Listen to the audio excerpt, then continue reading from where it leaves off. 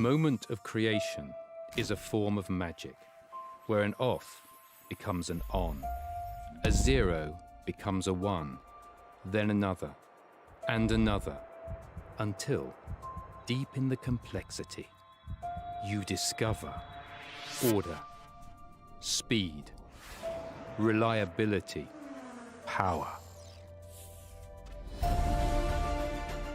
Experience the WD Black NVMe SSD.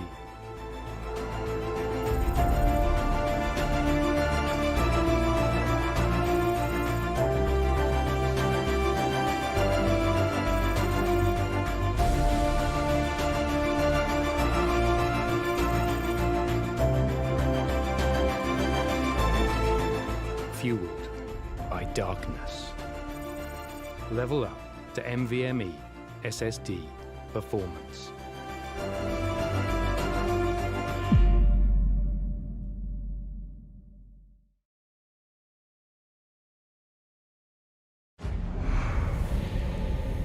Numerous forces aimed at the Earth.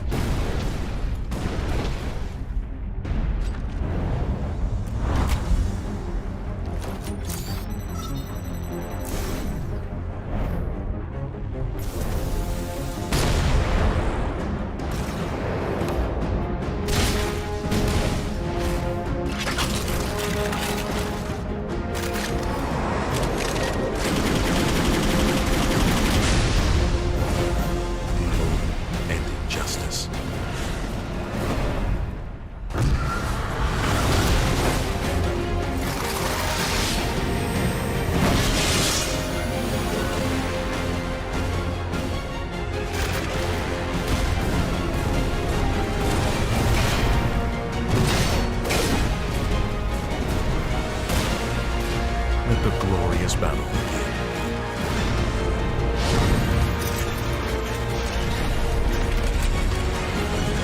Geared up for victory. LG Ultra Gear Gaming Monitor.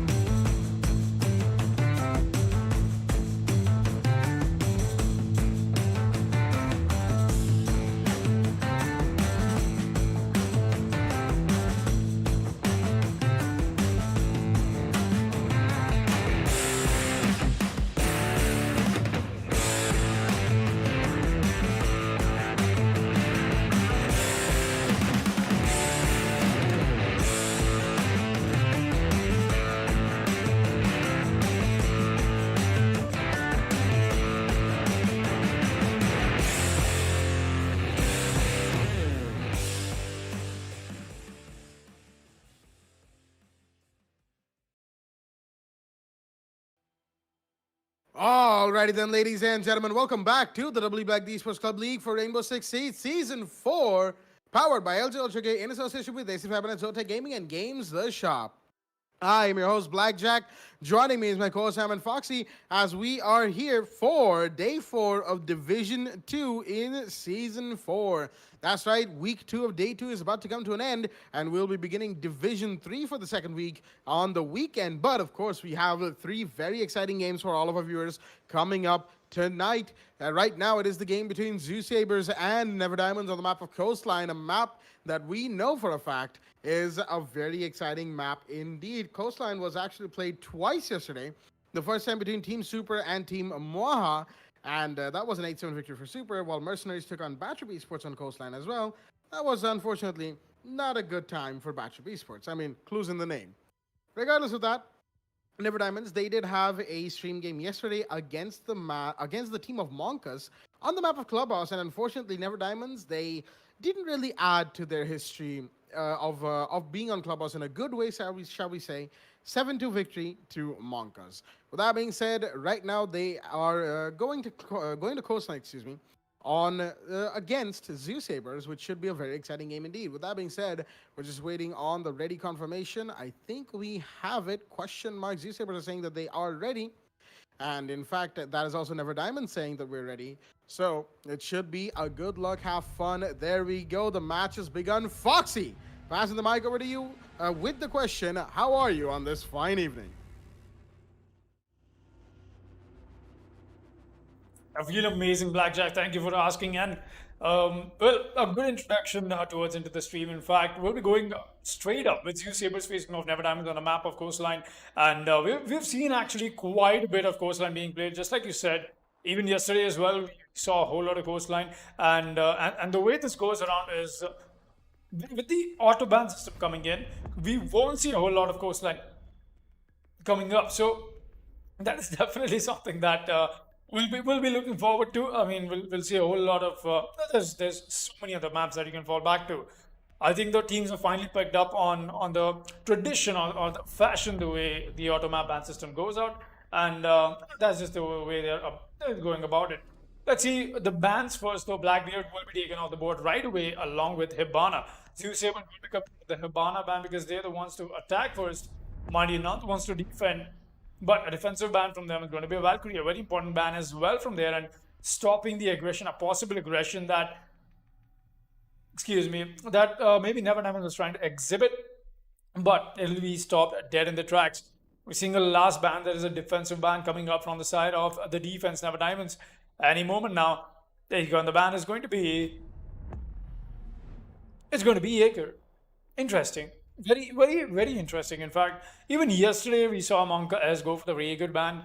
I'm not sure what the trend with the Jaeger ban has been, but they definitely want to frag out a little bit more. Definitely they'll be able to use the Vamai as well. I think going about it is I think that's the way they want to go about it, because now you see when ZeusaberZ happen to start off an attack, they already cripple themselves without a Hibana. Now we are seeing Never Diamonds starting off on defense, but they've already crippled themselves with the Jaeger ban. Interesting. But let's take a quick look at the rosters. Lancer, Raven, Sleek Ninja, Victor, and Jaira on the side as ZeusaberZ, while we've got Never Diamonds rocking Shulker, Mojo, Scriptech, Ariel, and Sam. It's definitely going to be an interesting match, and I think it's going to come very close. And yep, going ahead into this match, we'll be seeing just a confirmation as we got the Echo into play. Just Never Diamonds is a little not so sure about if the Echo is allowed or not. The Echo will be playing the least for now. Ariel will be playing the Oryx of all operators. Very interesting pick of ops there, definitely. But we'll be seeing the Rook come out with the P90 and Peacock as well. Shulker will be on the Clash, while we've got Scriptic run the Echo. That's actually a good set of ops, in terms of the way Coastline goes. I think that is exactly what these teams have been trying to do, just trying to go as frag heavy as they can, and making sure they get their maximum rounds on board with that. And that is exactly what it looks like. Let's see how things turn out. Going ahead, 5 seconds will be going into the action phase, and it looks like the aggression. We'll be seeing Sam, he's already going for it. Oh, he's going to go out for the spawn peek. He's going to spot nobody. Oh, he's just going to see the Ash, but he's going to fall back. Lancer now is going to be all the while more careful. I don't think he got detected though in that little peek that he tried to make, but he's just going to fall back, at least as of now. He's got the safety of the hard walls on the reception, while Shulker is playing downstairs, but Sleek Ninja is right outside. Oh boy, this could be a conversion that he can make happen. He's already pushed up awfully close. There's a free kill for Sleek Ninja. Look at that. ZeusaberZ starting off this match with some very well calculated aggression, but Sam is the one trying to pick a fight with Lancer. He's going to survive that either, and that's a kill for the Ash as well. Really great played by them. Ariel will be playing on the side of Brewster as well. Mojo will be on top of White. Scriptic already losing a lot of HP. In fact, he's actually going to lose his life. And boy, oh boy, ZeusaberZ coming very destructively into this match already. 2 minutes mark has not even been hit. And Never Diamonds have taken so many losses in terms of the man count. 2 versus 5 already. Not something that I was expecting to see going ahead. Let's see how things turn out though. Mojo trying to push up. He's gonna get spotted. Now he's offside though. People, that's an oops if he does not make it out of this little fight that he's trying to engage with the attackers, and he'll not make it out of there. It's a 1 versus 5 now. All of a sudden, all down to Ariel. The man has got to clutch it out. Will he be able to find these attackers or not is the real question. But there's still the Oryx. He could go for the rotate onto Aquarium and even climb back up. No, he's actually going to use the hookah hats to climb back up. There you go. He's waiting for the call. But it must be traded back. No, he's just going to go for it. Ooh, nobody knows this. He's going to get a frag, but he'll get a frag right back in from Lancer. Ariel will take the fall. That's a longest round for ZeusaberZ. As Ariel, before going down, he made sure he got himself a kill on board. And amazingly well played from the side of ZeusaberZ. Once again, this team has been amazing when it comes to attack, and they're proving exactly that. Absolutely, a wonderful beginning from the side of ZeusaberZ to start things off on Coastline, as we're going to be moving to what looks to be second floor penthouse off the back of a Lawson hookah from the side. Excuse me, yeah, that is a Lawson hook on the side of Never Diamonds. As very interesting right there. Deciding not for kitchen, not for hookah again. They're going to go to penthouse against the side of the ZeusaberZ. Very, very interesting choice right there from Andy. They do have the meter in play. Ariel's going to be playing the Spanish operator. Actually, now that I think about it, both the Spaniards are unbanned on a map like Coastline. A very rare sight. You know, we don't have the Jackal in play from ZeusaberZ just now, but the meta is going to be in play at a very old-timey site, shall we say. You know, definitely Penthouse has fallen out of favor in recent years, recent months, recent seasons. But meta playing Penthouse is something that people playing since year 2 at the very least will have some idea of what I'm trying to get at right now. Meanwhile, we have the Rook with the impact grenades. He's going to be using those to make the rotates necessary, while Scriptic, he's going to be running the Vigil this time around. I'm curious to see whether or not Sam is actually using the P90 suppressor. He was doing that the last time. Didn't quite work out. Got a bit too invested in breaking the drone. And yeah, it didn't quite work out from Scripting. He looks like he wants to go for a peek out of the luggage window. Yep, he's got an angle onto the ruins area, but he doesn't have enough room to stand. That's unfortunate for the man. He's going to have to get back up and try again, but nobody spawned towards the ruins side. So Scriptic's setup, all that pain and effort, wasted and to no avail. They do have the Ella as well. That's Mojo playing towards the side of Hookah, very close to the Hookah door actually, as we have the Rappel coming in towards the VIP balcony from the side of the attacking team. The Sledge breaking up the bathroom hatch already, and looks like Sam's going to be bringing in the MP5 and not the P90. Meanwhile, Ariel's push up on the bathroom was spotted by the drone that got thrown in through the bathroom hatch, as Raven's going to find Mojo. In the meanwhile, that is your Ella off the board. That's a pretty big kill and a bit of sister rivalry right there, seeing as the Zofia was the one to find the Ella. The Rook has pushed up into Penthouse as Shulker's holding down 90 hallway with the help of his Mira window that he's got looking into the white stairs. Landing. Ariel's going to find one that's landed off the board. That is your... Oh wow, he got air jabbed away too, but manages to get back in just in time. Uncontested, as Shulker's gonna find Raven in the meanwhile. The Ash and the Zofia are down, and there goes another one. Victor goes, and your Sledge off the board. There's Ariel with a C4 onto Sleek Ninja, and it's all done to Ajera inside of VIP. He's turned into a 1v3 down from a 1v4, but he's got 3 more defenders to go up against. He's seen the Mozzie, but there's another one from behind. That is Ariel. The man with the meter is making some plays happen today to jump out the C4, and then the flank. The last kill from the Vector, of course, confirming the round and the victory on this round. For the side of the defending team, Never Diamonds get their first round on board. They get their ball rolling. Penthouse goes to them, curiously enough, as we'll be heading to Blue Bar and Sunrise Bar on the third round. 1-1 is the score. A very bizarre turn of events, definitely. Going to Penthouse and walking away with that victory. Even they could not make the victory happen on the most defendable side, that is Hookah. I mean, definitely. One could argue if it's Kitchen the most defendable or Hookah, but Penthouse is definitely not. But that aggression paying off. Ariel playing that to perfection. He got the C4 kill as well. I'm not sure what information trade-off was happening from the side of Never Diamonds, but he knew exactly where to put the C4 and he made those plays happen. And is that a shotgun I see that Sam is running? He's got the pistol in hand for now, but I think he's got the shotgun for his primary. No, he's got himself the MP5. Never mind. We'll be seeing Shulker. He's gonna reinforce and stuff. And there's some standard stuff that we're getting to see. Mojo has brought out the pulse. In fact, quite interestingly. So let's see how things turn out going ahead from here. Ariel waiting for a possible Mira placement that he's looking for, but he's having a little bit of confusion and discussion with the Clash as well. There you go. He's gonna finally place it. I think that's. I think the Mira window can fit over there. The panel is a little too small. I really don't think it does go over there. Yeah, not reinforcement. It would be possible to, and that little bit of a shared reinforcement that he can use. There you go. He'll be placing that right in the middle of it. He's going to make sure he has himself a nice line of sight as well. Some amazing Mira plays, I think. I'm going to call it amazing because at least for now we haven't seen such type of Mira placements. Not yet, not so far. And a soft Mira over here, that could be very. That could be something that not something you're looking for. But let's see going ahead how things will turn out. Though a top floor control is being established from the side as ZeusaberZ. Meanwhile, we got Sleek Ninja, the Nomad. He's just running away, he's getting as much information as he can. While where the Romer, Sam is playing on the side in 90 hallway, but Shulker into Hookah. Oh boy, the C4 is not connect, and Sledge is gonna do quick work on the Clash, and that's very well done in fact from him. But Sam is now notified of the Sledge pushing up on the side of Hookah. Any moment now he can turn up. Oh no, it'll be Ariel once again. What is this man doing? But oh, Sam almost getting his head taken out, and the C4. Look at that. Oh boy, Sam, the moment he enters the doorway of the Nomad, that is theater, sees the Nomad fly into the air, in fact, but impacts from Sam. Oh, he's going to get a free kill for himself. In fact, that's a down, but that's from behind. He's the one to convert that into a kill. A possible revive will be coming in for a Jaira from the side of Lancer, but they've already done the damage that they need to. Mojo already spotting the revive going out. He still wants to go and stick on his cardiac sensor. He does not know where that is. Oh, he's going to finally get it. Look at that. Revive is already into play though. Ariel, he's going to take the fall. Finally shutting down the Mira. Very influential player that Ariel has been for the side of Never Diamonds. They'll still be watching this angle that is cryptic. He's got himself a nice angle on towards Hookah, in fact. But the push is yet to happen. Mojo making his way on the side of offices.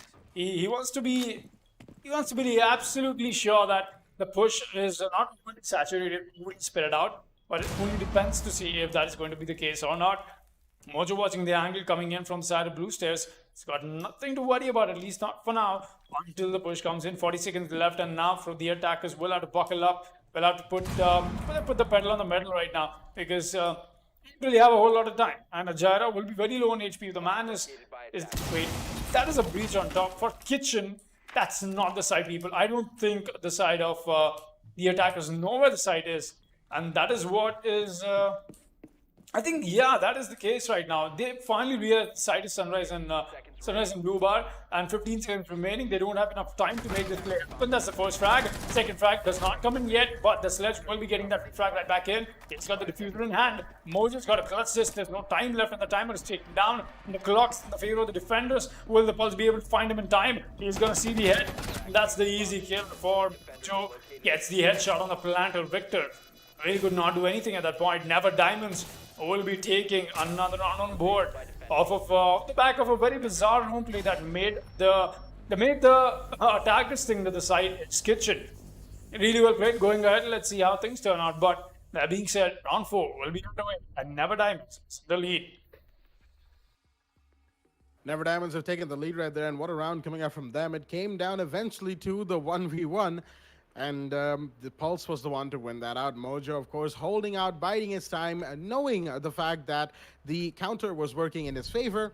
And all he had to do was waltz in and get the final kill. That's exactly what he did, and that's exactly what his team needed him to do in that situation. And that is exactly why the score currently is 2-1 in favor of ND. Ariel, in the meanwhile, having some fun in the chat with the host right here. Of course, you know, we're all prone to making some comical mistakes and errors in judgment in this game. You know, we've had many examples of that over the course of the seasons and the highlights that we have shown off, of course, for the Esports Club League for Rainbow Six Siege. As bit of a confusion between Shulker and Ariel there, the Mozzie and the Mira. That's exactly what they want to do with that wall, but looks like the Mira will be placing her window down on a single reinforcement next to where the standard rotate is behind the bomb. Curiously enough, and it's definitely an interesting angle right here. One you don't get to see too very often, primarily because of the fact that Mira is, of course, mostly banned, and there's a window facing in towards kitchen as well from that particular area. All right. Looks like it's a two-way street here, and the rotate will be above the Mira window, or unless he wants to leave this as a C4 throw. Now he's going to open this out, make it a rotate or multiple hole on the Mira window. At least that should be the case, unless there's some error. No, he's got it down perfectly. Ariel with the Mira setup, of course, can play 2S. Sam with the early kill onto Lancer with the Ella Scorpion. He went for a run on towards the ruined spawn peak. That is the Ash of the board. Lancer gone very early. That's a pretty big kill right there. The Ash, massive fragging potential right there, is off the board for the side of ZeusaberZ, at least in this round. I gotta give Sam props for that one. To Spawn Peak Ruins with Ella's Scorpion. Definitely a challenge, and he has risen up to that, but he's gonna have to keep rising up to that because he is the roamer towards the side of second floor from the side of this defending team. And now Ariel, he's primed and ready, but no, he's actually gonna move up, take out the drone into service entrance. He was at the mirror, but then he moved in as I think there's a thermite who's trying to go for the plant. Yes, Ariel should hear this out. It's right next to him. He's gonna shoot him up quite a bit, but the plant is still coming off. Ajeta, what are you doing? As Shulker's found one more. It was an attempt at a quick plant, but the Zophia's in. He got one and got refragged onto by Sam instantly as Sleek Ninja is the last one remaining. Suddenly, for the side of the defense, doesn't even hear the run out coming off, but is saved by his own air jab. That is Cryptic, the Vigil, I believe, as there should be a run out coming out from the Mira. Yes, there is, and that's going to be the kill confirmed. A very chaotic round coming out from the side of ZeusaberZ. I'm not even sure what they wanted to go for there, unaware of where the Mira was playing, unaware of whether or not there was somebody else behind the window. Ajeta tried to keep sticking the plant while being shot from the back. It was a comedy of errors, can I say that? And that's why I'm actually running out of things to say, so I'm just going to leave it with 3-1 in favor of the side of Never Diamonds. Round 5 is in play. Penthouse will be the side of choice.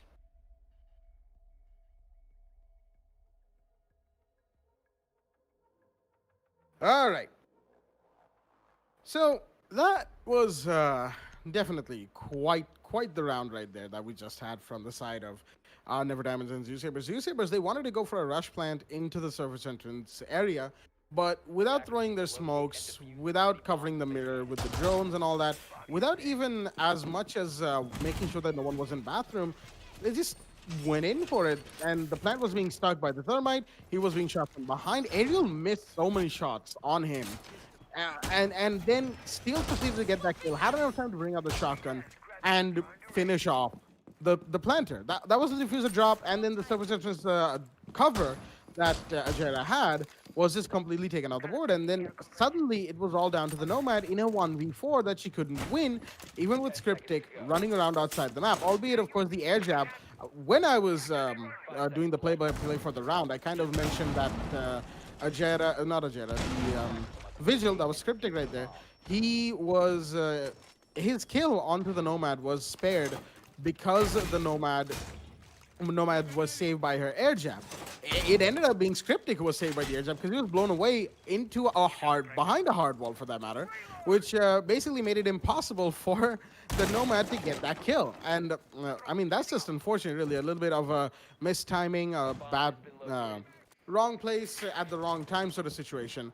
As round 5 is going to be another round that we're going to have to look forward to see whether or not ZeusaberZ continue this madness that they have brought onto the map so far. Again, I say madness of in a joking manner. It's not really madness. They're trying to do something.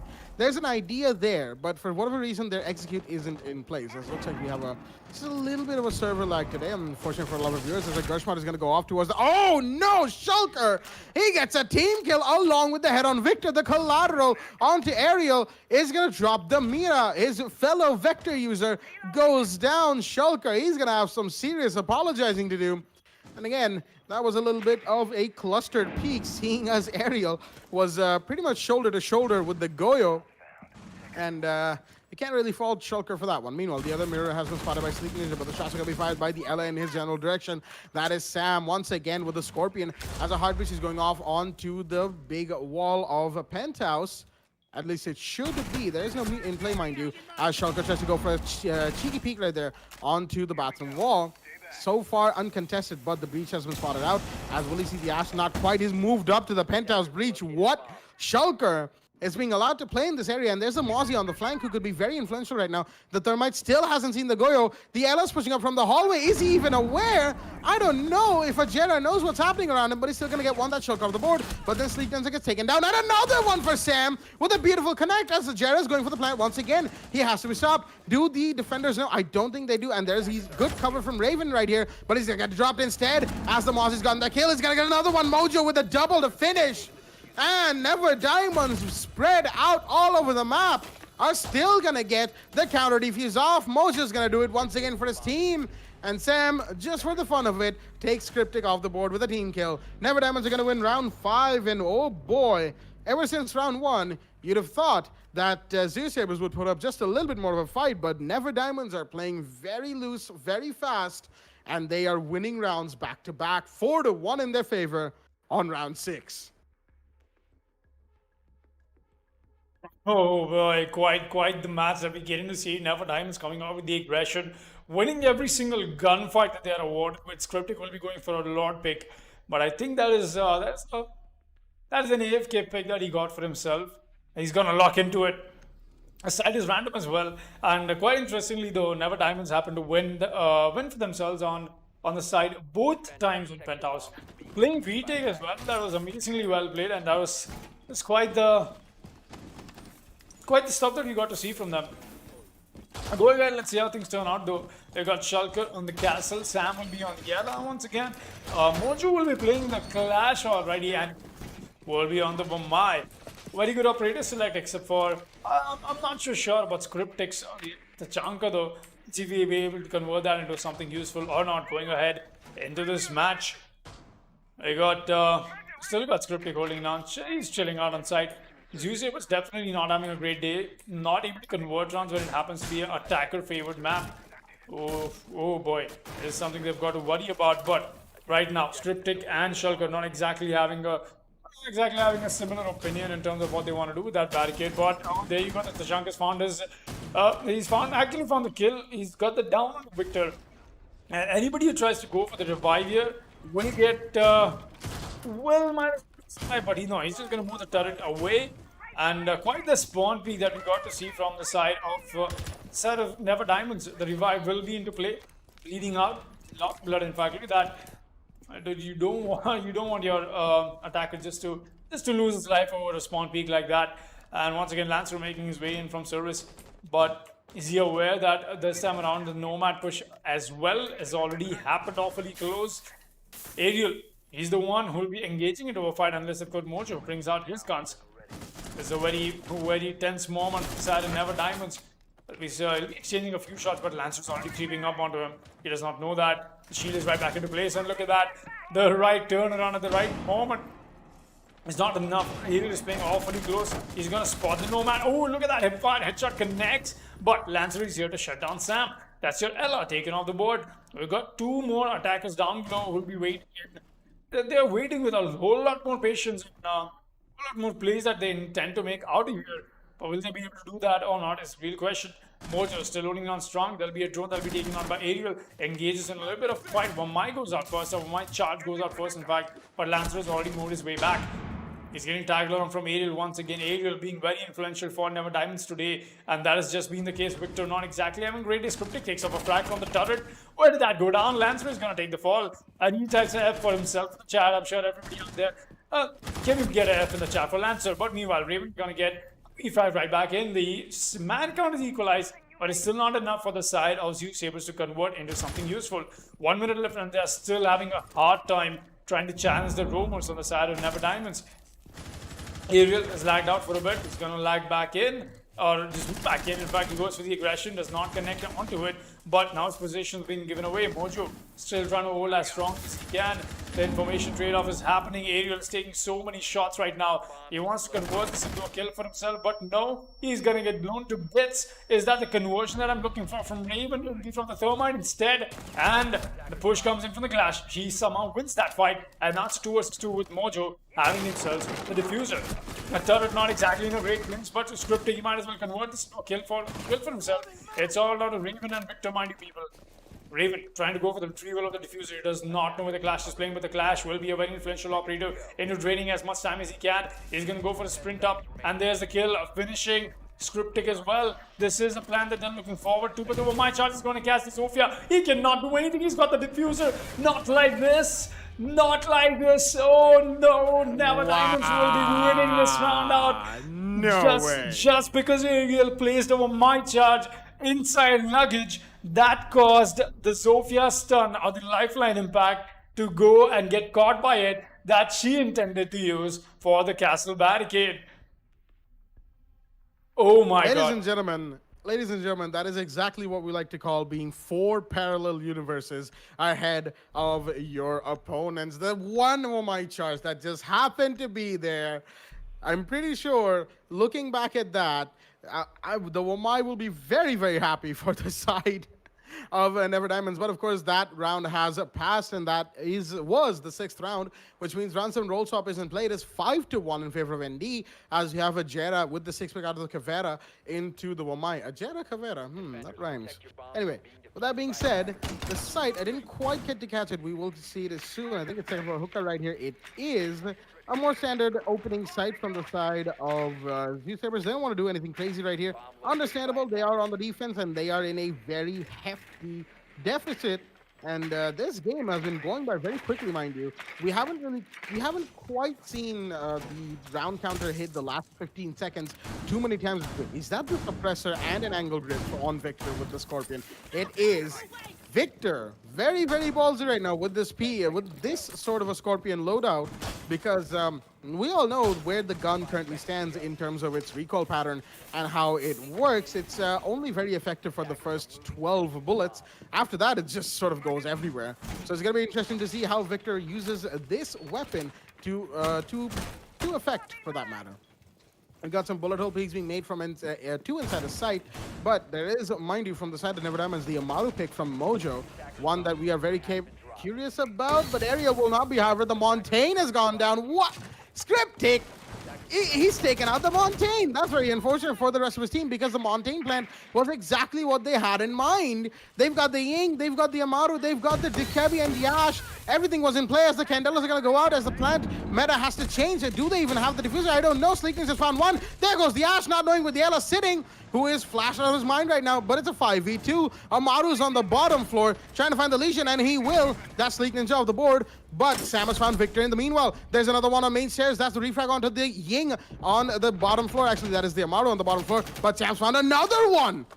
What a turnaround from Sam. He's got a 1v2 to clutch it out with the full T95 LSW in hand. He's sort of wasting bullets right now, however, trying to cover all the angles. The smoke and the Wamai, Lancer and Ajera are all that remains for the side of ZeusaberZ, as the Never Diamonds with the fast and loose play. Unfortunately, they needed the Montaigne to be alive, and it's just, well, I mean, we all know where that went.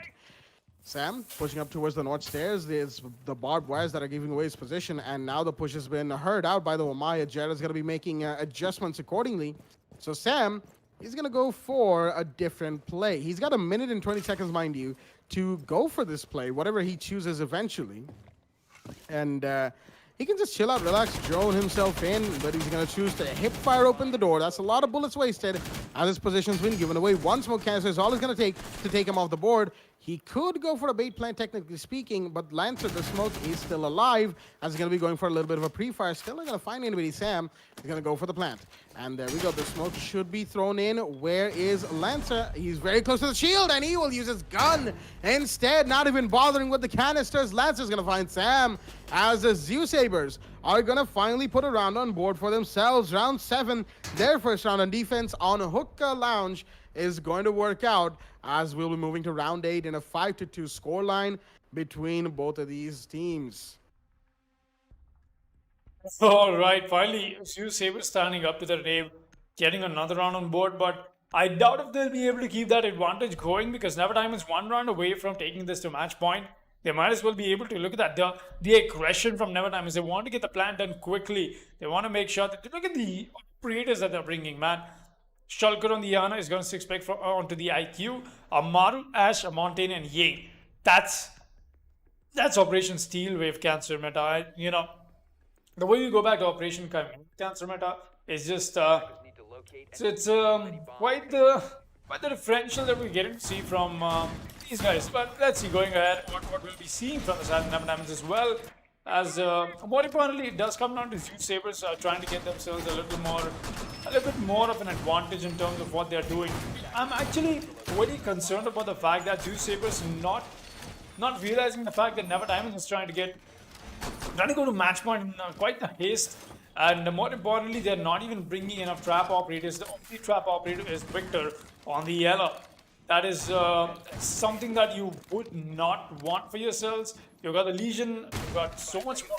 But definitely not, don't take by the frost, mind you people. But you've got a whole lot more that you can do. Bring out the shields, bring out whatnot. Bring out the Goyo of all people. But at least as of now, they won't be able to bring out the Keeper, that's for sure, because that'll be banned. We're seeing Raven hold this angle down. He wants to tag somebody up. Or whoever goes to the prone peak on towards the drone hole will be getting a slap back from his gun straight away. In fact, still holding this angle, but the push is happening from the other end of the map. That is the west end. And we'll be seeing Mountain push up already. The unshield comes in because the LS position is now being given away as well, along with the Grismont. The Ella taking so many shots is essentially a really bad spot. C4 comes out. He's gonna get caught out. In fact, Sleek Ninja takes the fall, and now Victor is gonna have to fall back. Raven still holding strong. He's trying to get himself an angle or two, but it's just been the play for the side. And Never Diamond they've completely stormed the side of kitchen entrances. And look at this, fireworks going off for Sam, and he's gonna lose his life as well. The smoke canisters, the baits are still coming out, but Mojo is gonna get Lancer. Victor on the refrag back onto Shulker. The plan is going down. He does not know where that is. Mojo, one more frag. He's gonna find the Montaigne, but that's already planned down, and he has gotten his full shield back up. The man will go for the. Is he trying to go for it? No, he's actually gonna let him walk away with that. Finally, a down comes in. It's on to Raven now. In a 1 versus 2 against the Montaigne and the Ash from Scripting. Tries to go for the reveal, in fact, but he's gonna find him instead. It's a very good kill. This is very doable for the side of ZeusaberZ. And stop Never Diamonds from going to match point. No, it won't be the case. Cryptic with the headshot on the Ash. The G36C comes alive, and that is the play from Never Diamonds. Will be going to match point already. 6-2 is the scoreline. And mind you, people, Never Diamonds sit on the 5th spot right now in the leaderboard, while we see ZeusaberZ sit on the 6th. That means both these teams are essentially fighting for the ranks that they hold right now, and looks like Never Diamonds has just had the better of ZeusaberZ on a map so heavily frag powered. It's just been a nice day for Never Diamonds so far. It most certainly has been a very, very good day for Never Diamonds. They are on match point, 4 rounds in the lead. ZeusaberZ, they'll have to stage a huge comeback if they want to even have a chance of staying alive in this game, really. They have to play on a round-by-round basis until the 4th round from this point is won for them. But are they going to be able to do that? We've got the Capital pick in from the side of Never Diamonds, as the Echo was 6th pick in as a protection from the plant. But with the way Never Diamonds is playing, they're throwing Candelas all over the place. They've got the Amaru with the LMG. They've got Aerial on the shield. Then now they've got Scriptic on the Capital. That is 2 more smokes and 3 more flashes that he's bringing along with Sam on the Ying. Those are lots and lots of flashes and smokes. You could effectively cover off all of kitchen or all of the surface entrance entry hallway with just one with just those two operators, I think Kitchen is probably the better analogy thing, as Ying can pretty much cover up all of the service entrance hallway by herself, for that matter, really. You just have to be a little efficient with where you put your smoke grenades and candelas, but, you know, it's definitely possible. But the point of the matter being that Never Diamonds want to go for a quick smoke plant, and I think this time is going to be towards the side of service entrance. I don't see any spawn bodies shadows towards the western end of the map. I'm not sure if they spawn towards the northern pool area. I don't think they have. No, it is in fact a push towards service entrance already, as there needs to be an Echo drone in play very soon. Echo's inside of the bathroom, and he's safe from the peaks, mind you. There's your smokes, there's your flashes, everything's being thrown in. The Monty's taking a lot of damage. Not quite. He's going to be planting right by the reinforcement. The smoke's damaging him. Montaigne, you need to get out of there. He walks into it instead. What? Ariel, how do you do that? And Lance is going to get one more. That is Sam of the board. The Echo drone is going to find Cryptic, and Lance is going to get one more as well. A complete shutdown on the plan towards the surface entrance side from the side of ZeusaberZ with Lancer with a triple kill on the smoke. The Yellow's going to find one more. That is the Amaru down, as Shulker is the last man standing. The rush completely failing from the side of Never Diamonds, excuse me, as ZeusaberZ with the perfect anticipation, holding it down, smoking it off. And I'm not really sure what that Montaigne went for right there. Shulker, 1v5, a minute and 40 seconds left on the clock for him to even attempt this. He's got an operator running out towards him. That might just be the Legion right there. But is he even going to get the kill? His position's pretty much been given away. He's going to tag up Lancer and Sleek Ninja. But there's a run in towards him on the other side of the APC. That's the Ella. But the Ella's going to find him instead. The IQ goes down, and ZeusaberZ with a flawless round are going to end up finding themselves with another round on board. Round 9 goes to them, and they have kept themselves alive for one more round, as it is still match point 6-3 now for the side of Never Diamonds. They still have a 3-round lead, and they would want to win this round out at any cost. Will they be able to? That is the question we're here to answer. You know, that is the question, in fact, everybody's begging for right now. Will we see a possible comeback from ZeusaberZ over the mistakes that Never Diamonds is trying to make here? Very quick is what they're trying to be, and it's essentially a coin toss moment for them. If it works, it works. If it's not in their favor, they still have 3 more rounds to fall back to. But are those 3 rounds now for ZeusaberZ to make the comeback happen? Well, we'll get to see very, very soon. In fact, round 10 will be underway, and let's see how things turn out. I didn't catch the. There you go. They'll be going back to hookah, and again, ZeusaberZ is still not bringing out any heavy trap meta. You know, they're just bringing everything that they have, and mind you, it's not just trap meta the way the side's played as well. They only have one C4 into play. Usually when you happen to go back to hookah, and there's just so much play happening and whatnot, you try and bring yourself a whole lot more dynamic in terms of how usually this game is played. But then again, ZeusaberZ sticking to what they're doing right now. This very standard stuff of ops that they've brought on board, and that is just what they want to do. Let's see going ahead how things will turn out though. Victor, he's got himself Yellow back into play. A nice shot from him towards the end of the match there. I did not speak about it, but that did not go unnoticed. Don't worry, Victor. I saw that amazing gunplay on the man. Seeing him get a little more aggressive. He's very confident out of that last, the way the last round went. Definitely, you wouldn't be getting yourselves a flawless round on board after getting smashed to bits. It's quite too many times in this match. Definitely puts your confidence up, at least up in the bar. But I don't think they know there's a possible push. There you go. Wait. Boy, a kill comes on from Shulk, but Sneak Ninja is gonna take down Ariel. And wait a minute, the plan is already going down. Where is this happening? Is that on site? That is going on site. The plan is down, and it's a post-plan situation. The C4 comes in. Ajara is gonna get a frag. Meanwhile, C4 does not claim anything, but the smoke baits are what is causing so much damage to Cryptic. But there's a frag hit. Amaru and IQ, both of them watching this angle. But the LS push from back, and Cryptic has not got too much shield. But there's a double push. Oh, he's gonna get a frag. He's gonna get another one. Victor. It's all down to Jaira now in a 1 versus 2. He's not even going to find the first one, or will he do that or not? Montiel is not exactly what you want to look out for, but oh boy, this is so damn close. He does not know where Mojo is playing, and Mojo will be doing quick work of that. That is the shutdown from Never Diamonds once again. Very aggressive today. Looks like they've come pouncing on these defenders, and more importantly, they've pounced over ZeusaberZ, like Panthers, in fact. Very well done, and something I was not expecting to see. Shulker's character just taking a whole lot of my attention as I speak that sentence.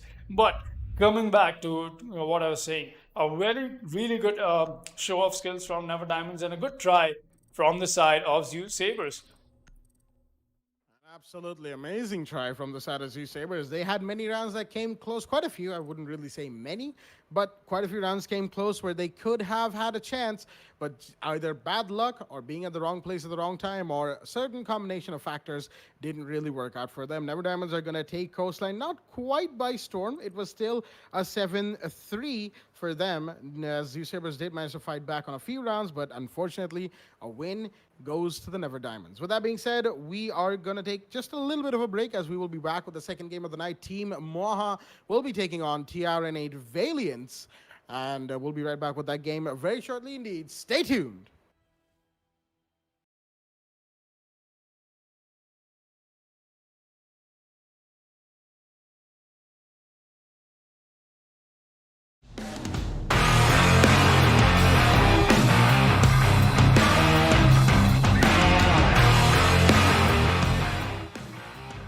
Huge gap. He's getting dragged along once again. There's 3 fast from the Jackal, and he's going to claim the left Skull X. He doesn't get another 50 shots in the second. There's the Jackal taking the fall for it. Very spot. Nothing he could have done. KLM gets a frag. Oh, that is Mystery getting a frag. In fact, that was Caveman who got a frag indeed. I'm going to have to make this a frag game indeed, but no, the plan is already going down, but he's tagged along. He gets a frag, but there's a frag right back in. The Maestro got very careful. There you go, another frag from Mystery. That's a quad kill. Does he get the ace? He's going to come in and get the ace as well. That's the play from Mystery once again. KL11 does not stop, not while Mystery is on the board. All alone in a 1v3 that he has to make. He's going to find one. That's the castle board. 2 more defenders to go. The Cruz and Reebok are what remain from the side. The defense is going to go for the peak on the Jim. The Dark was playing around here, and he still is for that matter. Reebok will go for the peak, getting second now. As shots are going to be fired, but no, the Dark actually goes down. The meanwhile, it's all down to the yellow in a 1v1. Will the Jackal be able to make this shit happen? He's going to go for the flank to try and extend the timer and or bait. Bib Cruiser, the last man standing. He's going to be closing in, but no! The bait from the Jackal is in! And that's a 1v3 for Asterix. A beautiful play from the man to clutch the round out for his team. He spotted no, but the buck is going to be that Kingslayer. That's the Hibana has opened up bottom hatch, and there's Hyperdish on the flank from the yellow stairs. I just mentioned how the Valkyrie could be big, and Kingslayer is going to face the wrath of being held down in a standoff that they're not aware they're in, but no, the Orcs is going to win that. Hyperdish gets another one. That's the 3 on the board. It's a 2 versus 5 right now. Shot's got to be careful. He can't use the Rima dash too much. As it there, the Valkyrie's going to get another one. Okay, Lynch, unfortunately, missed a few too many shots right there. As of that, I think he had his... never mind. There goes another one. That's Hyperdishi with the quad in the round, I believe that is. Yana's hologram going for the way to play. What did Kingslayer just pull off? He went for a round. He claimed 2 lives. Look at that. 2 grapplers on the board along with the diffuser. That's the play from Kingslayer right there. That's the easiest kill possibly, but Kingslayer's here with a triple kill. What is this man even doing? Does he find the port? That's a quad kill he's on, and he'll find that. He's on the ace. Where's Stonehart? He's going to find him. He's hungry. He's going to go for it. Goes for the Walton. He's going to try and he is from Kingslayer. Connects. Look at this man go haywire on the side of Shanghai.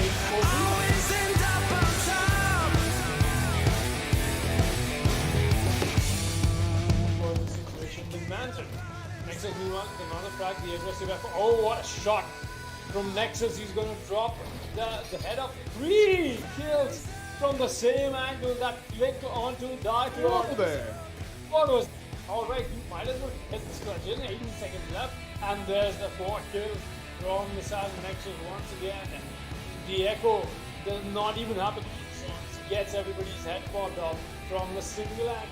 But people and Devon, that means he has to be corrupt. No matter what, Baker's gonna find out. There's so many kills going on. That came up. The only survivor to the end of it all. You got to find 3 bodies and not even the right position, not even time left. That's the finishing kill from the Maker once again, and that will be the Jaeger taking out the final kill. Mercenaries will be walking away with another round, and you'll find the job is going really well for the side of number 9 right now. A very textbook, a very great attack in fact for them. A push-up comes in while the plan is going. He's going to get the Nomad, he's going to get the double. That's a really good play from everyone. Gets a double kill, confirms the kill onto the Nomad. Another kill from Majima is going to take it. Oh, what a shot from the shotgun. It's a 1 versus 1. He's not going to find him at first. He will. What a play from Wiggins. It's all on the Herbie one. Drops the hatch, gets a triple kill. Here's the support from the side of the other defender as well. A 3 versus 3, but in the post-match situation, not a good look for the side, or not a good situation for Valiants. But the Montaigne gets one, he gets refragged onto. The Jaeger gets a double, that's Army one. Will the counter be denied? No, it won't. And with Hasib already down, that means that Archangel can go for the counter defuse, and Valiants with the retake post-plan.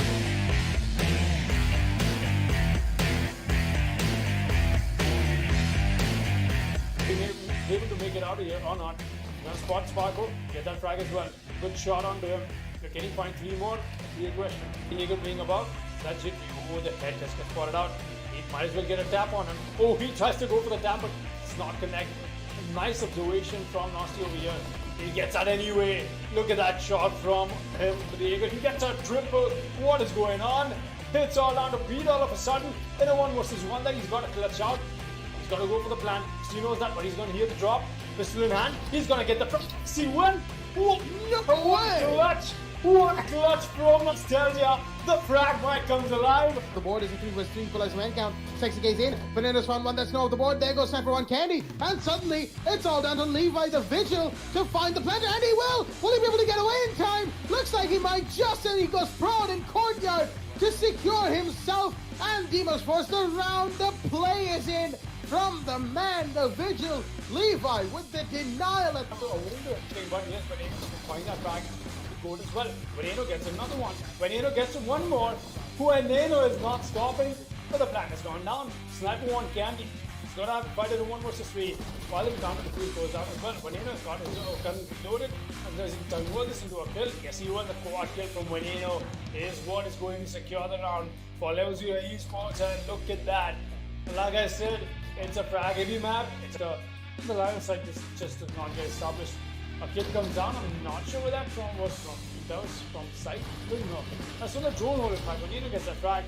Now, Sniper 1 Candy is going to bring out the canisters, and that is going to damage at least quite a bit. But the push up from Veneno is once again, yeah, that's something good for the man.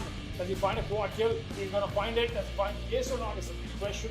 Well, Scott is just playing. Veneno is waiting, he's hungry, but he's going to be found by the Hibana. That's no, actually, Veneno finds that somehow. What? The Hibana took the fall, and it was Veneno winning that. Alright, the ace from Veneno comes in.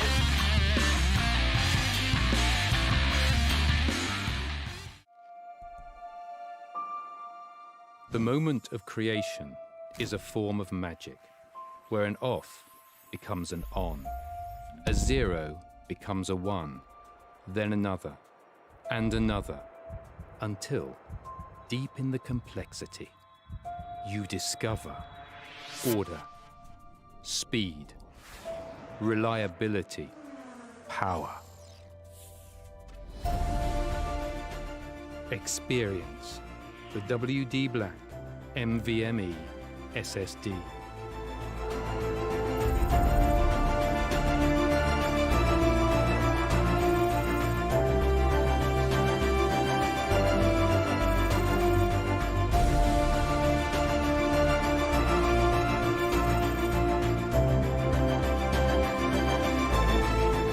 Fueled by darkness. Level up to NVMe SSD performance.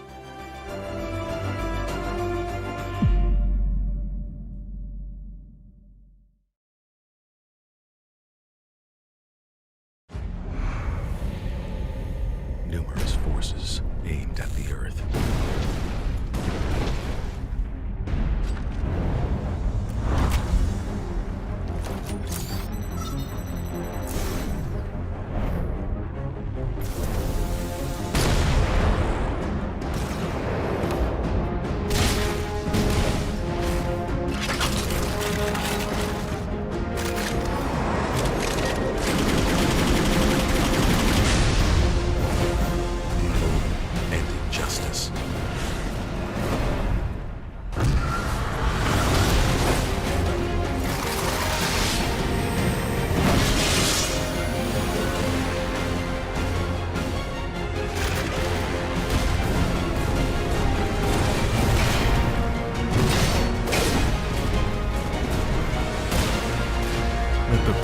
battle begin.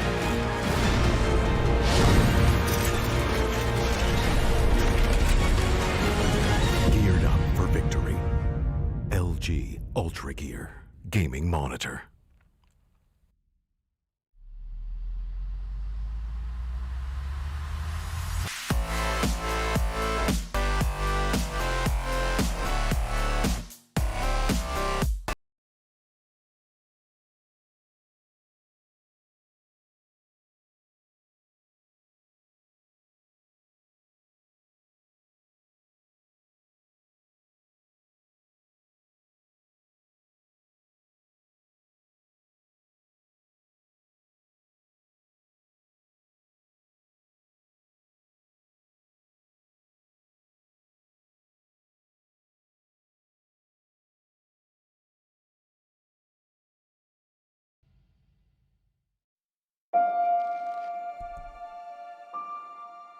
The moment of creation is a form of magic, where an off becomes an on, a zero becomes a one, then another, and another, until, deep in the complexity, you discover order, speed, reliability, power. Experience the WD Black NVMe SSD.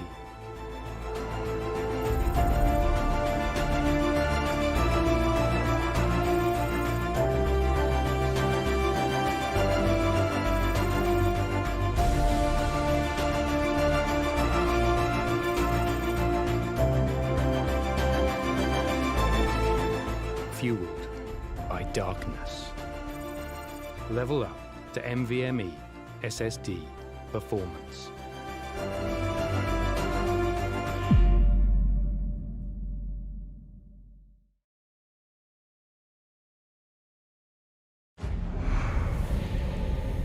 Numerous forces aimed at the Earth.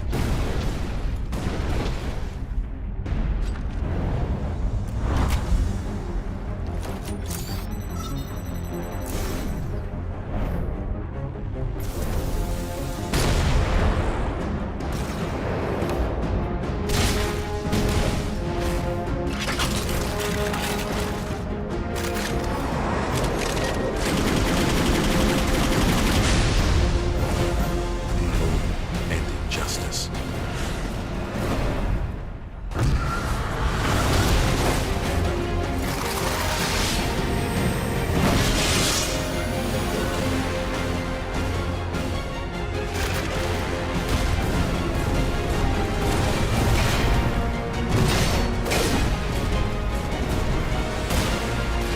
Let the glorious battle begin.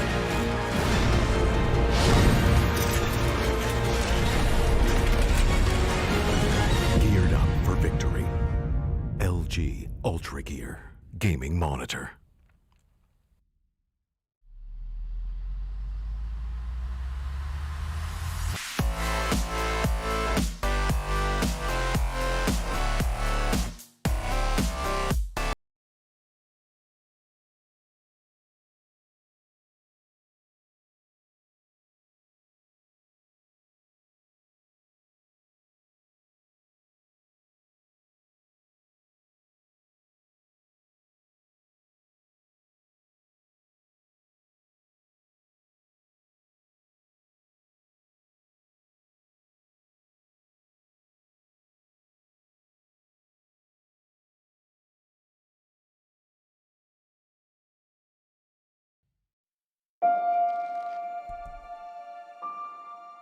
The moment of creation is a form of magic, where an off becomes an on, a zero becomes a one, then another, and another, until, deep in the complexity, you discover order, speed, reliability, power.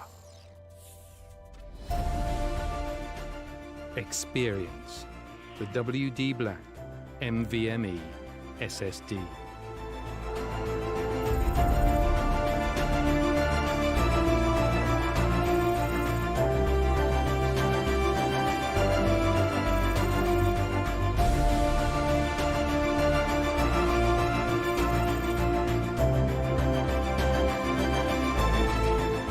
fueled by darkness. Level up to NVMe SSD performance.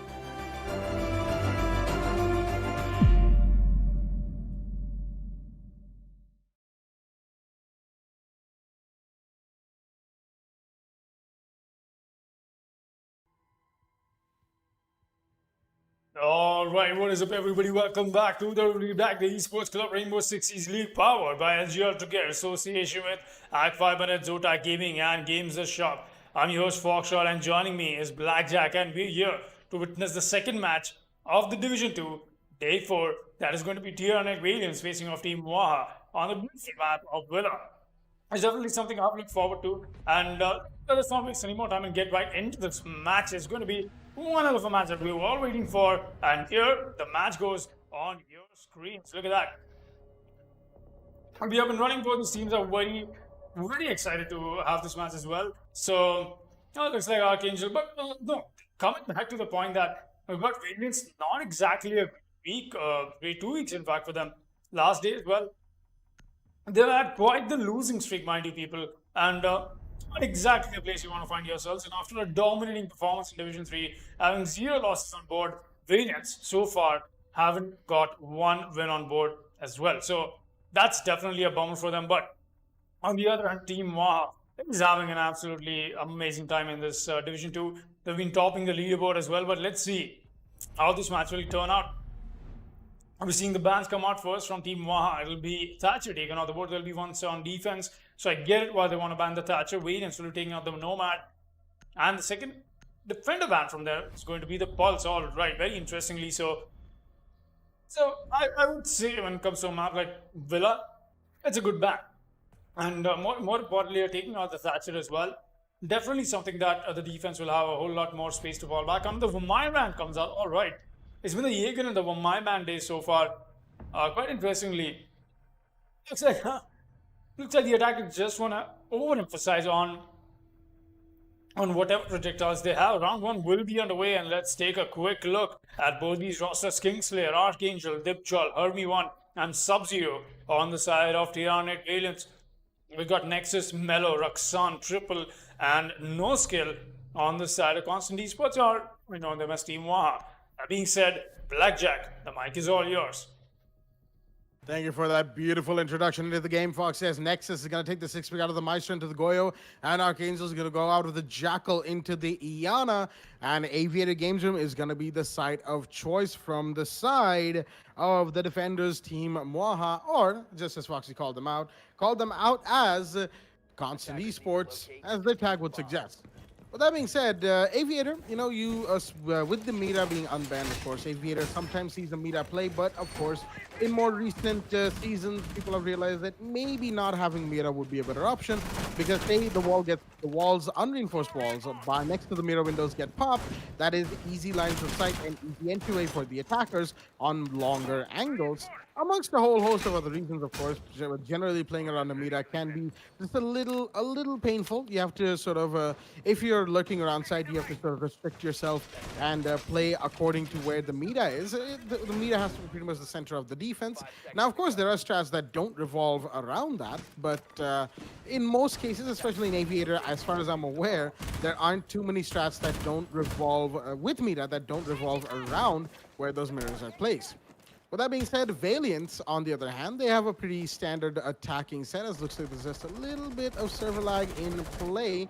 Actually, quite a bit of server lag. Everybody's just sort of stopped in a place for the time being. Hermy1 even unable to get onto the main road subroof, as, oh boy. This is definitely very interesting beginning to the game right here, as looks like we're going into an admin rehost off the back of the very first round, and no kills, no bullets have been traded, ladies and gentlemen, and an admin rehost has been called. So we'll be right back on the other side, hopefully with better performance from the server. We are aware, of course, that the wait can be a little infuriating, but do stay with us. We'll be right back.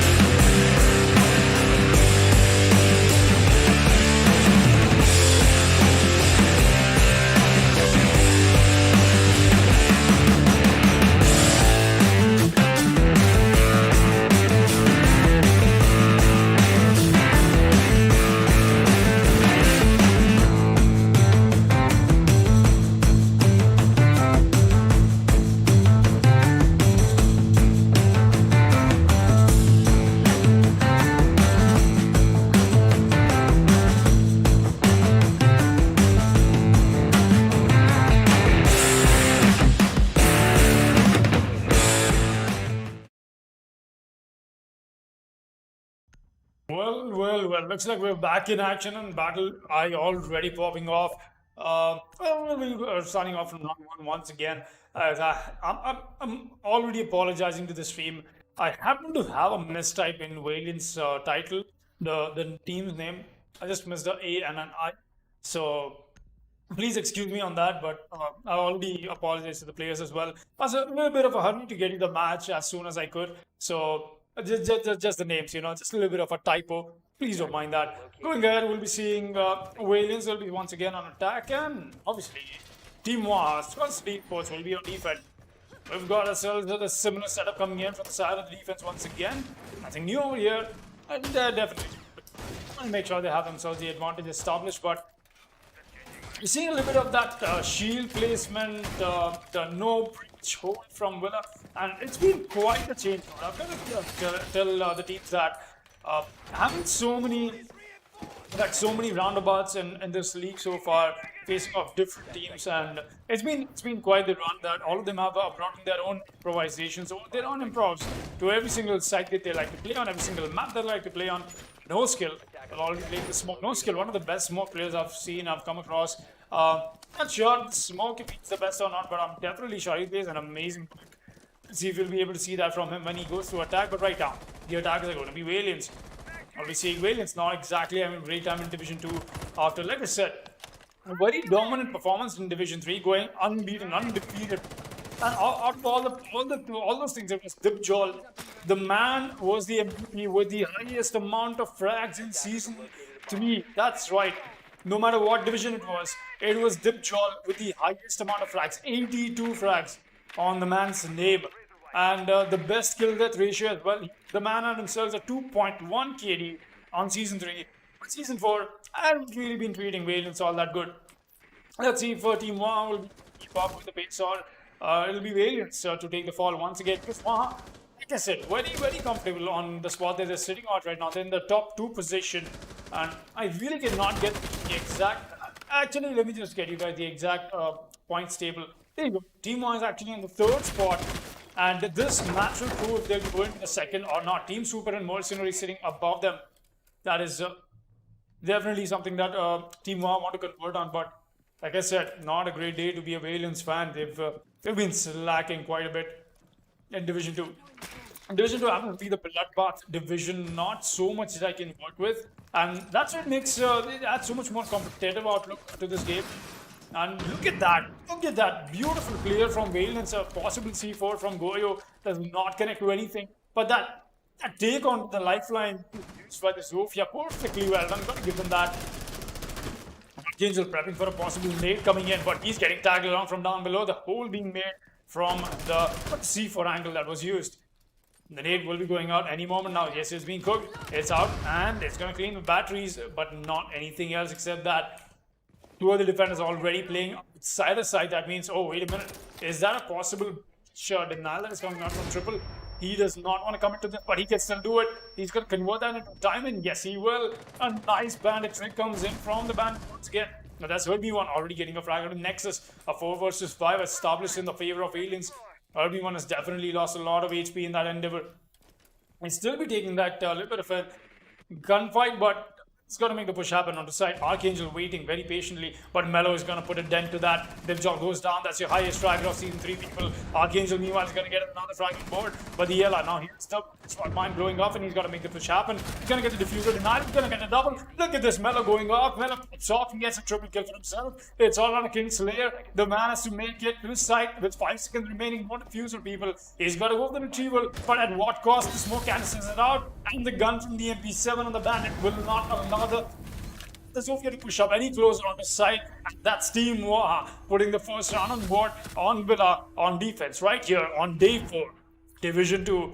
Once again, the way the match started, it's not exactly in the favor of Valiants, and really expecting a whole lot more for them after their dominating performance in Division 3. Over to you, Blackjack.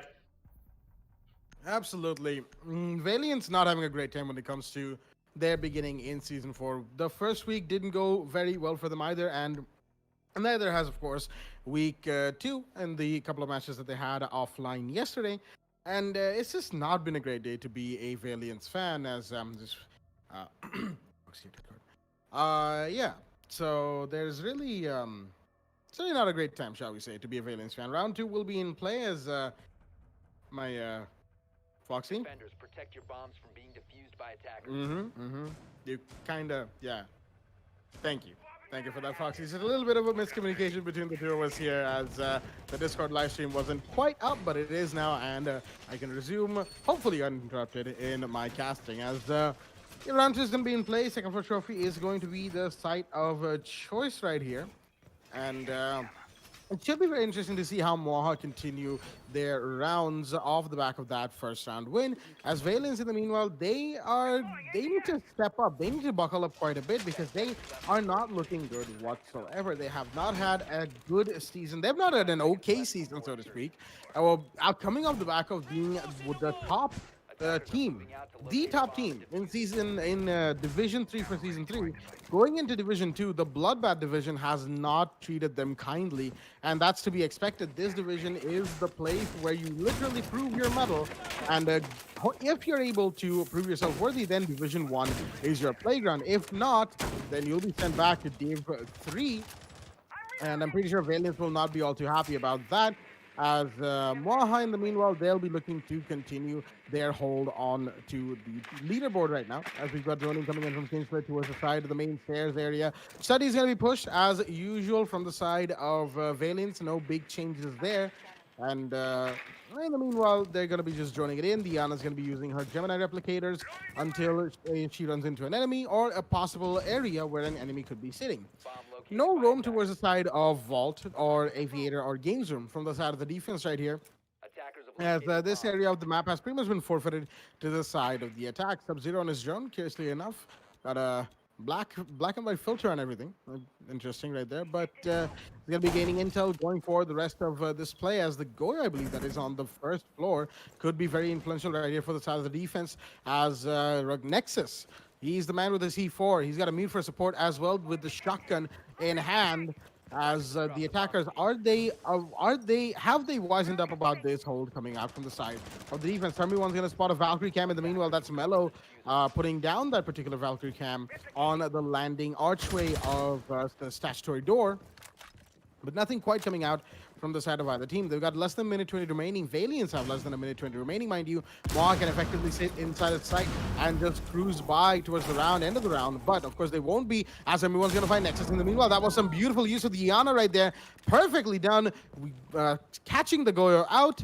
And now the Hermie one, the IQ got the kill. Took some damage for it, but he's got the kill for his troubles. No skill. The man with the mute is slowly creeping up towards this general area. Diana doesn't know where he is. He's seen it. He's seen the Gemini, but there's the IQ. He hasn't gotten the down yet. Then the wall bangs will not be coming in, of course, as the Iana herself is standing by that soft wall. Arcane is going to take down one more. That's Triple in the meanwhile. I think Triple wanted to come from for a flank, and unfortunately, no skills. Missed all of his shots, but the shotgun connects as Roxanne is going to take down Hermie one in the meanwhile. A double kill from the side of the defending team and a triple. That is Roxanne with one more. Mello gets another. Substitute have been dropped, and it's all down to the Zofia. He hasn't found anybody just yet. No skills, low on HP. He's very, very aware of somebody being by the statue, but no one is. Shots being fired from the bedroom door and from across the site from Roxanne. He's going to find the final kill on the Kings there. The Zofia, unaware of where anyone is, chaotically goes down inside his sight. And that is going to give the side of Team Mwaha their second round. It was a 3 versus 5, I believe, that was quickly turned around into a 3 versus 1 and a victory for the side of the defense. What a play from Mwaha holding down second floor Aviator as they'll be moving it around 3-2-0 in the lead, and first floor Dining is going to be the side of choice. Another round being put on board from the side of Team Mwaha. Amazingly well done. I've got to talk about the setup that they emphasized. The bottom floor hold working to perfection. A good bait and switch from the side of Valiants as well with that Iana coming into play. But it did essentially come down to a communication gap, I believe that was. But amazingly well done. I've got to give it to Team Mwaha. The setup from them was amazing. Look at that. They got a castle barricade, they had a reinforcement, they made sure that this entirety of the bottom floor is being held by them because the top floor was essentially left for their taking. They did not emphasize a whole lot on bedroom area, nothing of that sort, because they knew exactly what it's going to do. Going to come all the way from the side as a south entrance, that is the study in fact, And they did exactly that. Gaining the horizontal control Valiants were exactly aware of the strategy that Team Mwaha were trying to pull off, and they got away with it. But it's still only 2 rounds into the match, and it's very good side who's going to be taking this match out. And the way Villa happens to favor the side of defense, I wouldn't really go too hard on Valiants right now. They still got a whole lot more. Look at the entire match right in front of them to convert into a victory. Let's see if we'll be able to see more of that or not. Archangel's brought the 6th pick from the Iana to the Montaigne. Looks like they want to emphasize a little more of a bolder show performance. They want to make sure that they have themselves the advantage established, and the bottom floor control will already be in the 4-man push from the bathrooms area. And it looks like that is exactly what they want to do. No top floor control, being no pressure in fact on top floor at all. What's the 5th attacker? So that really puts me into doubt. There's the Zofia, she's rotating back, and looks like they want to go for a quick take on the side. Just making sure everything is well and accounted for, and the push will be happening. RB1, he's manning the light drone. That is Archangel, who's pushed up awfully close. He's got the diffuser in hand as well. And there you go, he'll be peeking this, but there's a barricade to stop him. Very well done for the side of Team Mwaha. This just stopping them dead in the tracks, and now they can get the barricade open, but here's the thing. Alright, the moment the barricade opens, they'll know exactly where they're coming in from, and that is going to be a huge loss for Valiants, giving away a bit of a stealth advantage that they already have going into this match. Archangel has spotted somebody, and that is the Maestro, in fact, holding down with the Army 1, trying to go for the P, but it'll be Sub-Zero. Look at that shot from him. He's going to claim Nexus. Nexus did not survive that. That was some amazing gun skill on Sub-Zero. Very well played. And a nice shot. We did not get to quite catch that, but look at that. The dead body of the Maestro already. Good to see. Rexon will be holding down this angle from the side of Astro Stairs, and he's got to get that frag. Sub-Zero is going to get taken out and punished for the frag that he happened to take on Nexus and shut down the Maestro. Push is still not happening. There'll be Mello actually at insult to injury. He's actually deep. He's actually checking his crouch key in front of the Montaigne. Archangel any moment now, he'll be making his push, but Kingslayer is the one who can tip the favor into the Valiants area. Oh, there's another barricade medium. Damn, this is the barricade show that we're getting to see from them, and it's actually very. Wait a minute, that's quite the lag that we got to see, but the push-up has already happened. The Montaigne is going to get that frag, but he gets refragged right back in. Whoa! No, Kingslayer wants to go for the finisher of the kill, and that's going to result in his death, but refragged right back into place from Dibjol, the man, the highest fragger. I call him 1 versus 2 that he's got to convert. The 1 versus 1 triple. He's got the Ronnie in hand. Everything could happen right now. It's the game of the 1v1s. Will it be Dibjol, people, the highest fragger for yourselves in Season 3? Man has amounted to some amazing gunplay. This is the exact moment where he's got to show it, but Triple is nonetheless. He has the C4 in the pocket. The moment he hears the Sophia creeping up, he's going to use it, but no, he gets spotted out himself, and he's going to have to fall back. No diffuser in hand. He's still not going to retrieve it either. Dibjol still got the life ends into play, but 9 seconds left. He's got to make the push happen. He'll be going for it. There's so many angles that he's got to look out for. Does not know where the Mozzie's playing. Mozzie being very, very sneaky, and that. What? Just see. What? What was that flick? What was that flick? No way! Dibjol, what did you just do? Oh my god! Oh.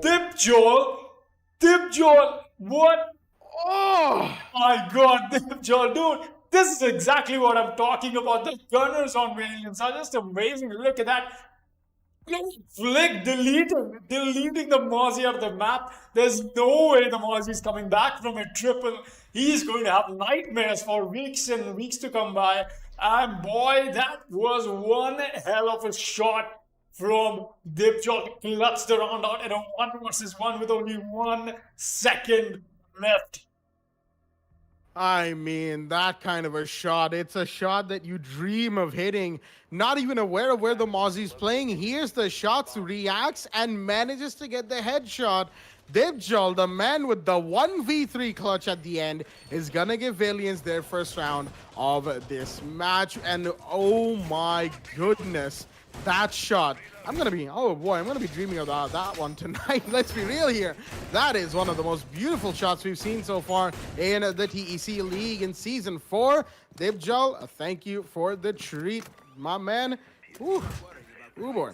With that being said, of course, round 4 is going to be in play, as second floor Aviator is going to be the site of choice from the side of the Team Mwaha right now.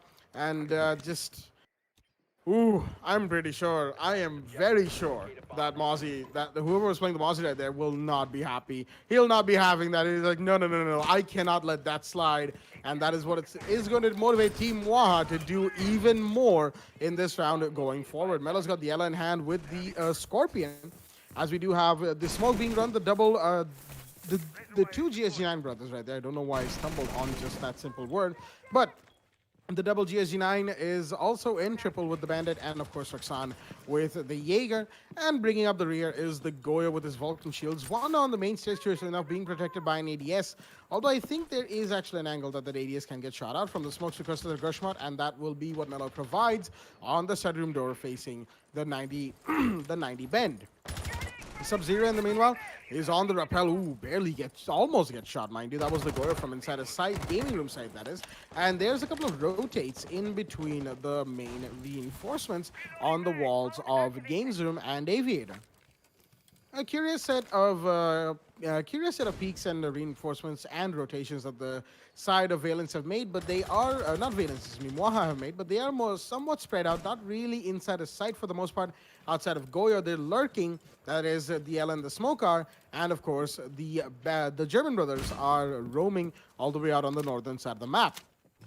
The Smoke, he's going to be put into use very soon as the Montaigne has been heard out, mind you, as the push will be coming in. He's on the main stairs right now. The L is going to beat him first, but no, there's a Gershmot to meet Archangel. The man slowly pushing up. The Smoke should see him, and the canister should go out. There we go. It's been thrown, but unfortunately, it's only pushed him closer as another one comes out. That's trapped the Monty, but it's going to do a lot of damage, so much. All he needs to do is throw one more, but there is, of course, the IQ following up the rear. He's going to see the Smoke, but Sub-Zero is going to find triple in the meanwhile, as Roxanne went down somewhere in the middle. I didn't quite get the cast. They've just found Melo in the meanwhile, as suddenly the side of the defense have been pushed onto the back foot. Nexus has found one. That is your Sub-Zero off the board. But there's 50 seconds on the hands of the attack, and they can make this push as comfortably as possible. The Montaigne is giving No Skill a lot of fear right now, as Nexus has to hold down from inside of the Games Room bar. The push to our side is going to come in any second now, as the plant has to go off from the Montaigne. So low on HP and No Skill. He's unfortunately used up all three of his canisters apparently, which is why we won't be seeing another canister be used to take out the Montaigne. But they're just going to find the Smoke instead. That is No Skill off the board as the Goya is being surrounded, but he's going to find one. Is he going to find another? He's being shot from all ends, and he doesn't even know where to peek. And that is Dibjal from inside of the Aviator's sight, all across two rooms, is going to find the last kill of the round. Valiants with their second round on board. Round 4 goes to them. All they needed was for Dibjal to clutch out a round to win one round, and now they've won two. They've equalized the scoreline, ladies and gentlemen. 2-2 is the scoreline on round 5, and Valiants are slowly picking themselves up off the ground. Coming alive with the gunplays once again, dropping one body at a time for the side of Valiants, and making sure that there's not enough manpower left for the side of Team Mwaha to take advantage of. I mean, this is becoming a whole lot of a V5 situation once again. I keep talking about this when it comes to a map that happens to be very overly strategic. Definitely take that advantage as a defensive side of the team. You'd want that on your favor, but if you're not in those gunfights, the strats are as good as nothing, and that is what happened in the last round. Set up a very good pocket strats being used from the side of Team, but not enough because they could not win the gunfights against the side of Valiants, giving away free picks towards the beginning. Archangel playing that into perfection as well. You've got to give him that. The man was alive even after getting boxed out. Even after getting boxed out in the canisters of the Smoke, it had so much toxic smoke. Man made sure that he walked out of it and got his team an advantage out of that as well, pushing the defenders back at a place that they were not expecting to. And there was one, there was Sub-Zero, there was Dibjal, everybody to convert that into a kill for themselves. And this is quite the take that we got to see from Valiants. They're very angry. It looks like they've heard me. They've heard me saying that they've not got any wins on board, and they're here. They're saying, Foxy, we're here to get this win. We're here to get this win for you, if not, and make sure that we do not continue our losing streak today on the Esports Club Division 2. Archangel once again on the Mountain. Amazing got himself the diffuser in hand as well. We've seen the push up from Sub-Zero and Dibjal happen simultaneously on the other side as well. Maestro is going to get... that is going to be the Jaeger who gets spotted out. Roxanne, that is... I have no idea how could confuse the Jaeger with the Maestro. Different personalities. Got to give my eyes a little bit of a checkup once again, I think.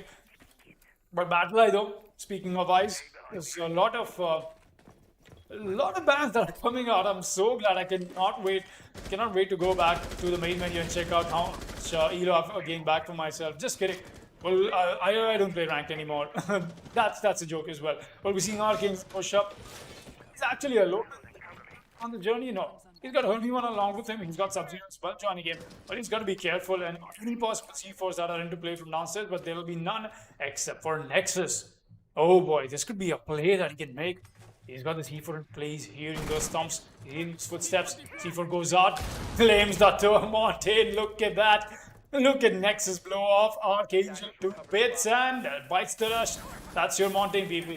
But the push has still got to happen from the side of Valiants. They're being very angry right now. Oh, a possible head getting popped for the Jaeger. A nice angle that Sub-Zero will be watching, but he's going to abandon that right as we speak. Following the same strategy and plan, but this time around, Valiants have come around to the side of the South take. Once again, not very advisable after having a good, there you go, another kill getting dropped from the Era as the moment she hears the Era mine, the peak comes in from Mellow, winning these gunfights this time around because the South side push from the side of Valiants has happened once again. And mind, the only time Valiants have lost is when they happen to emphasize a little bit more of a horizontal push. It's not exactly been their day when they're trying to go for a horizontal take. Sub-Zero putting it dead to exactly what I said. He's going to find Roxanne. Meanwhile, that's where Jaeger taken off. A nade is being cooked. Might as well find the Legion. Yes, it will. Look at that. Look at the play. Triple is going to face the wrath of the angle of Sub-Zero, in fact. No push-ups happening so far, but yeah, really bad spot. Kingslayer is going to lose that fight.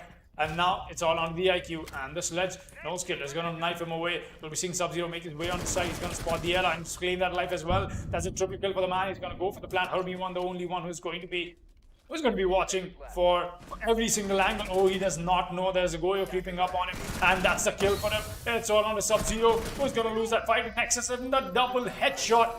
And the clutch from a 2 versus 2. That team Mwaha will be walking into 3-2, in fact, walking on to round 6, that is, before the roll swap. Amazingly well played from Team Mwaha. The patience paid off from Nexus playing downstairs. Definitely something that we are expecting to see. And you'll see those plays. Round 6 will be underway. 1 round for the roll swap. Round 6 is in play, and the lead has, of course, been taken back by the side of Team Mwaha, as they are 3-2 going into the last round before the roll swap. And this time, of course, they're going to be heading towards second floor trophy and statutory, as now there might just be a little bit of a back and forth coming in between both of these teams. It is very much possible right now. Sub-Zero is going to go for the 6 pick out of the sledge into the Hibana, and Mellow out of the Legion into the Valkyrie. All right, a couple of very interesting 6 picks right there. As of course, Valiants, they want to have their Heart Breacher on board, while the side of Mwaha, all they want is to have their intel in play. Mellow's going to have that operator, the Valkyrie with the black eye cameras, deploying them all over the map with the rotations being made from no skill and triple, wielding 2 shotguns. Well, from the side of Valiants, of course, they have definitely come up quite a bit today, at least in comparison to what they've done before. They've had good games. They've had good close games as well across weeks 1 and 2, but it just hasn't quite worked out for them. And today they need to change that. They definitely need to, if they want to stay in Division 2. 5 seconds left. That is pretty much their ideal way to end the season. That staying in Division 2 could give them a good chance in the next season. They don't want to be relegated back to Division 3, not where they came from, not like this. And if they win this match, they'll give themselves a better chance of doing just that. As in the meanwhile, Mwaha, they are going to be looking to solidify their position in this match right now. 4-2 going into roll swap round 7. A very good position while going on to the attack on a map like Villa. While Valiants, 3-3 on a roll swap will allow them to effectively start from scratch once again when they go on the defense themselves. As Archangel, the Buck, he's making his way in towards the garage. Okay, interesting right there, inside of the basement old office. As the drone is going to watch his pantry stairs while he rotates around to this the barrels hallway right now. Curiously enough, Archangel playing the Buck all the way down here. He's obviously going to be doing vertical plays. But going around from this area, he's going to meet a lot of resistance right now, as there is a Goyo. The C4 comes out. It's not going to claim him, however, just a bit too far. Archangel's going to live there for the time being. Nexus, he tried to go for a C4 toss. Unfortunately for him, it didn't quite work out. Archangel is going to pull out his drone, going to drone himself in for now, as he knows those punch holes are there. He knows that there could be a couple of defenders in this region, but I believe the Goyo has since pulled far, far back, as it looks like the side of Mwaha want a rehost after this round, curiously enough. And that is Nexus himself, the Goyo, who was just there calling for it. Will, of course, will probably be going into a Rios at the end of the round, as Mwaha have requested for it. But right now, this round is still going to be in play with a minute 20 left on the clock. Roxanne holding down in Astronomy Room. He's got to be careful. This shield is, of course, very vulnerable to being blown up, as there is a Valkyrie. I believe that's inside a bedroom itself, but a G8A1 is being fired elsewhere. But Nexus is actually going to find Kingslayer instead. That is the Ash of the board, and Nosuke is going to find Archangel as well. A couple of very big kills right there from the side of the defense, as the Goyo goes for a drop into the kitchen area, being allowed to play that, and he's going to find a kill on the Dipjol. There's one behind him, but he's actually got the headshot of the pistol. Nexus just destroying the side of the attack from Valiants, and Mello is going to follow up with the final kill of the round on to the Hibana outside of the bedroom balcony, as it is a 4-2 going into roll swap. However, we did have the rehost request from earlier, and that means, ladies and gentlemen, we will be right back from this new rehost that the side of Mwaha have called. It is their rehost. They've used it up, and we'll be right back on the other side. Stay tuned.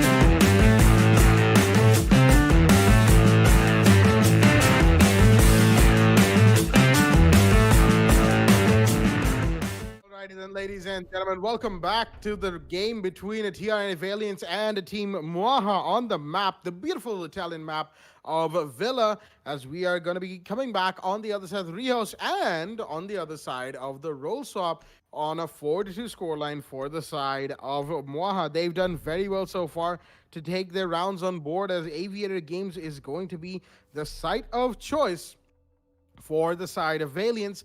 Now on the defense, Valiants had a couple of really good rounds and they look like they might be able to take another couple. Unfortunately, Team Mwaha just proved to be a little too hot to handle. But will Valiants come back? They are now on the defense on Villa. They could definitely make this equalizer happen, as a couple of 6 picks have happened in the meanwhile. Out of the Maestro into the Kite from Sub-Zero, and out of the Montaigne into the IQ for Nexus. It should be a very exciting game indeed.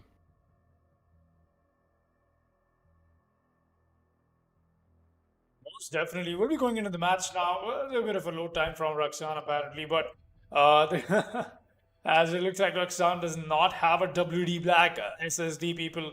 Get yourselves a WD Black SSD, and let me just yeah, there we go. Let me just type that out. But get yourselves a WD Black SSD. You don't want yourselves that loading time. Spend less time waiting and more time gaming with the SSD. So yeah, make sure that the SSD for yourselves. You won't have to wait for a whole lot more time, like we just saw Raksan did. But jokes apart, we'll be going endorsements apart. We'll be going ahead into this match. We've got Sub-Zero. He's holding down the. They actually brought the NG instead of the TCSG, very interestingly so. And the will be running the Legion as well. Just making sure that getting all the mines done and dusted. Herbie 1 will be on the Jaeger. Interesting. We've got Mellow, no skill. No skill will be the buck. Very common, very predictable. Like I said, when we have to go on attack, I would love to see what no skill brings out. And if he's bringing out the buck, I would definitely be all eyes to see what he brings out on board in terms of the performance that he exhibits. He's a buck mate. We know that for a fact already. Let's see what happens going ahead. And yeah, we've got no skill moving up slowly. The man he's actually made his way outside the balcony of. Wait a minute, somebody else has made his way inside the piano room already, all the way to the art gallery, making sure he establishes a melee punch hole. And now the soft breach from No Skill along with Nexus will be happening. Ready to go for it. There's the Kaicha that he's trying to spot. He's not gonna get it yet. He's actually a little confused. He's trying to find it. It's Nexus who will be able to do that with relative ease. And I think that is what he wants to be doing as well. And it's a little bit of not a great time he's having in terms of how he wants to get himself. Oh, actually, that's a nice guy. He charged. Is that on to the left side? No, where is that from? I really want to see. I'm actually very fascinated by that Kaicha that they could not take off, but finally they'll be able to do that with the Buck and the IQ, both of them helping each other. Kingslayer on the Mozzie though, that is something you've got to be scared of, people, but Herbie 1 already putting a dent. That's no skill taken on the board, a quick headshot, and the Buck will be saying good night for now. Pushing from the gridlock, is gonna get spotted. Herbie 1 on the double kill. Look at the man go off. You got Mellow Cold close, pretty close, in fact he's creeping up on him. He's gonna spot Herbie 1. If he goes for the peak, he's done and dusted for, but the man knows wisely, he's just gonna fall back for now. He knows there's more emphasis in terms of how the bottom floor control is being taken, but now already Team Mwaha found themselves bad spot, all by the hands of Herbie 1. The double kill helping them so much. Raksan and No Skill both are taken off the board. Next is almost dodging the bullets from the Legion there. Devjol, that is the man. You've got to be scared of the T5 SMG in the right hands. In fact, people, he's got the shield to work with as well. The angle being watched from the slits of the shield. And any more now, drones are coming in. Look at that. So much information trade-off that the attackers are relying on. And why wouldn't they? They've got the time, but not enough manpower. Smoke is being expelled from the side of the defense, but Mellow is very confused. He's all alone in this push. Nexus is slowly trying to push up, but he's going to get found by Devjol. There's a triple. Oh, wait, he's already pushed up to side. He's not going to find the kill on Herbie 1. That's an easy. That's a triple for Herbie 1. In fact, it's all under triple, people. He's got to find the Legion first, but the push-up is already being expected by him. As C4 goes off, is not going to convert into anything. The Smoke being very, very greedy for the skill. He's going to go for the peak, and that's not even a frag. A flawless run for Valiants. Wait, Devjol just sniped him. Devjol knifed him, rubbing the insult On the face of the Mwaha right now, Valiants are pulling the knife off in that situation. Well, that was one hell of a finishing cam, in fact, for us. The last kill cam that we got to see, 3-4 is the scoreline, and round 8 will be underway. 4-3 is still in the favor of Team Mwaha, but looks like Valiants are starting to take up the advantage that they happen to be on defense. Absolutely, that defensive advantage is going to help them a lot going forward for this match.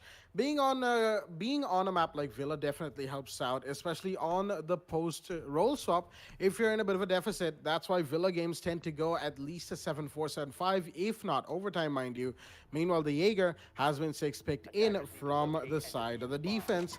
That was Kingslayer bringing in the German operator. With that being said, Trophy Hold is going to come in from them. The Vulcan shields, Smoke with his own personal shield, of course. Dijol with the Legion for that late game push.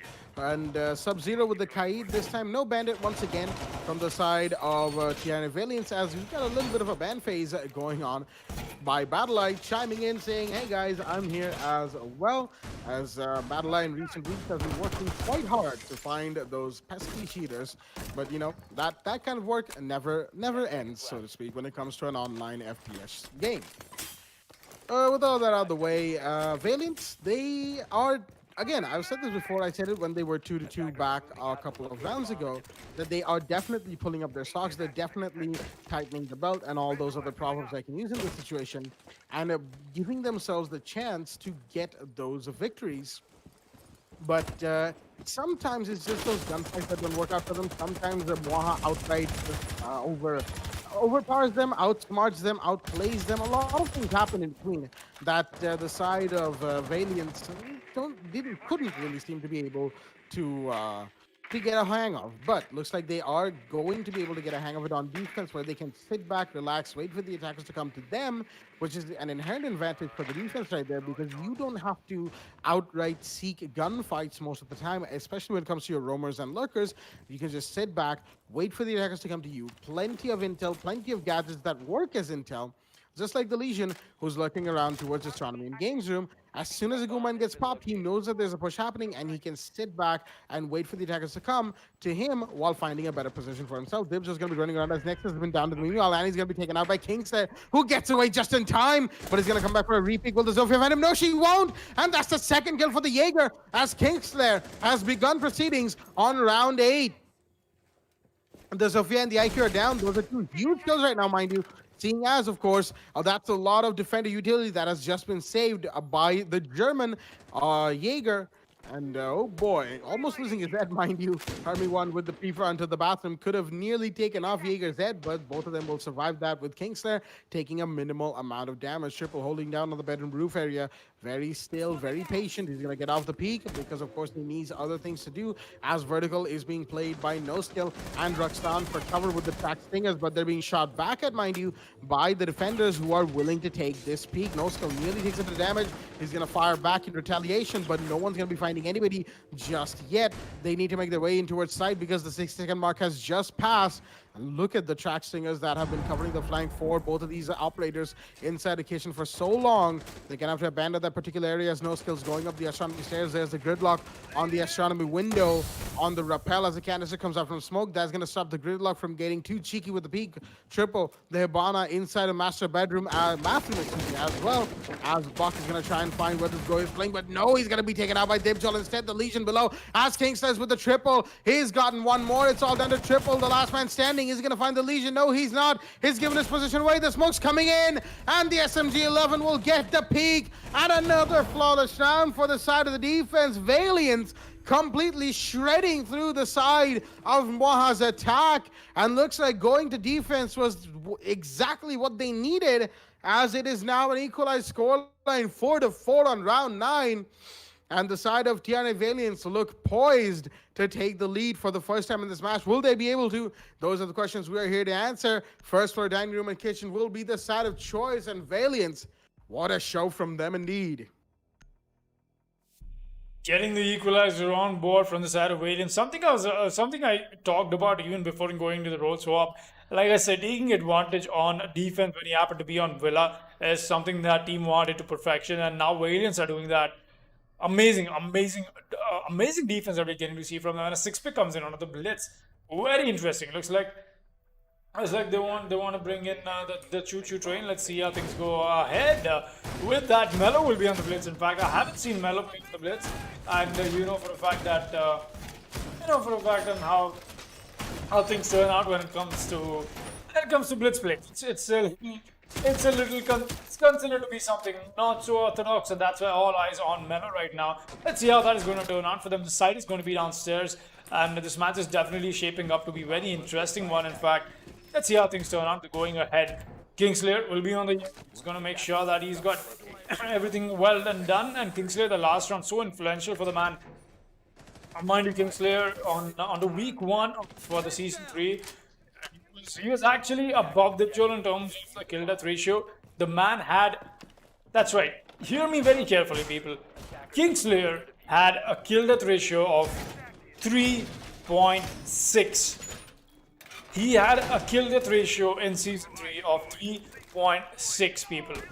That is so far the highest kill death ratio that the Esports Club League has ever recorded. But a rush has already come in. Look at this. Roxanne is going to get a frag. Who's going on one another? There's the push from Melo, but Limjol is here to get double frag for himself. Does he get the blitz? No, he's going to get flash out his brain, but the refrag is right back in place from Kingslayer. He gets taken down as well, but the push from the smoke is being noticed. It's all on Archangel. In fact, a 1 versus 2. The castle barricade is what is stopping him. He's going to get that there taken away. And a nice angle that he's got for himself. Smoke babes come out first. Does that stop Triple from going on the plan? Yes, it will for now. But now Triple knows exactly where he's playing. The smoke's going to claim it. What was that? Archangel is turned this into a 1 versus 1, and Roxanne does not know where the smoke is playing. A possible ADS, catch it up. There you go. This flash will not work. He's still got to move back and forth about this. The shotgun in hand, not exactly a great thing to do, but he's expecting a push up from Roxanne. He's going to flash himself and go for a possible plan. He's taking it, but the smoke babes come out first. That's a nice angle once again being employed. Roxanne's taking a lot of damage from that. Breathing in the toxic babes. Of course, that was something that they wanted to convert into a victory for them, has suddenly turned into a 1 versus 1 for both these teams that they want to make happen. The Maestro Cams are what are giving away the pings, and Archangel slowly making this push happen. He's got a shotgun in hand. The ash shots will be used to take out the Maestro Cam, but is that enough? He's pushed up awfully close now. A shotgun shell to the face, to the body of the ash as well is going to do the job for him. The push up is not noticed. Archangel does not know where the plan is going down. He's going to observe the push up. Oh, he's not going to see it, and that's the kill. Next is Roxanne with so much more patience than Archangel that he brought on table is going to award him with the clutch. Look at the swift take. Just planting, baiting, moving, and clutching the round. That was a round for Team Mwaha. Amazingly well done. Amazingly well done, but a good start. Not a great halfway that they happen to reach on. But a good finish towards the end. 5-4 is the scoreline, and we'll be going to round 10. Second floor Aviator and Games Room is going to be the side of choice. And what a play from both of the operators. Right? The Ash and the Smoke caught in a back and forth that they couldn't really do anything about, as all they had to do was sit back. And with the amount of time that remained, thanks to the rush from the side of Team Mwaha, Team Mwaha, excuse me. Thanks to the rush of Team Mwaha, the amount of time that the side of the defense had and the side of the attack had to get those plants off, it was definitely a very, very interesting situation indeed for them, but it wasn't quite the way they wanted things to go.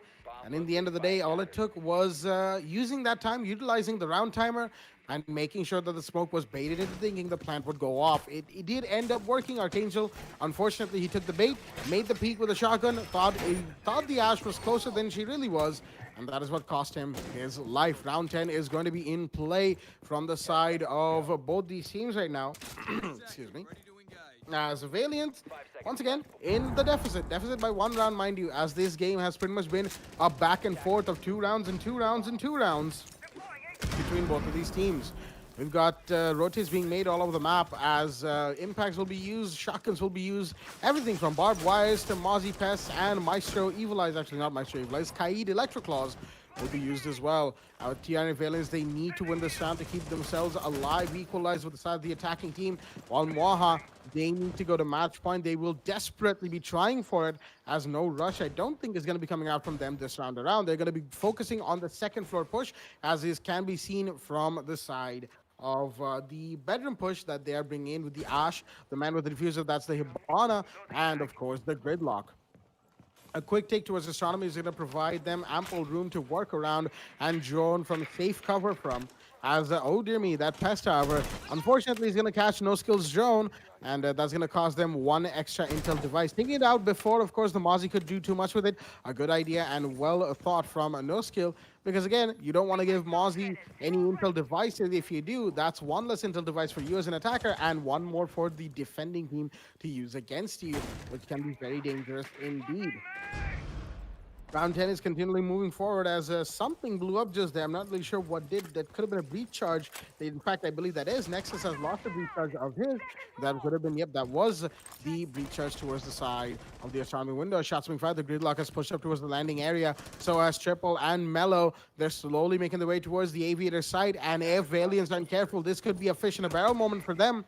But they're going to pull back. Mwaha, of course, want to make sure that they have everything on board before all the intel that is on board, all of the intel, all of the utility denial, and everything on board, really, before they go for this push. The Gridlock, he's going to see the prone, but no, a little too late, and that is the first kill for the defense. That's Hermy1 with a double onto the Zofia. Mello goes down, as does Roxanne. Those are a couple of huge kills, and the diffuser job from the side of the defense. That is going to prove to be big right now as Nexus slowly pushing up the red stairs. Is he going to meet any resistance? He might just.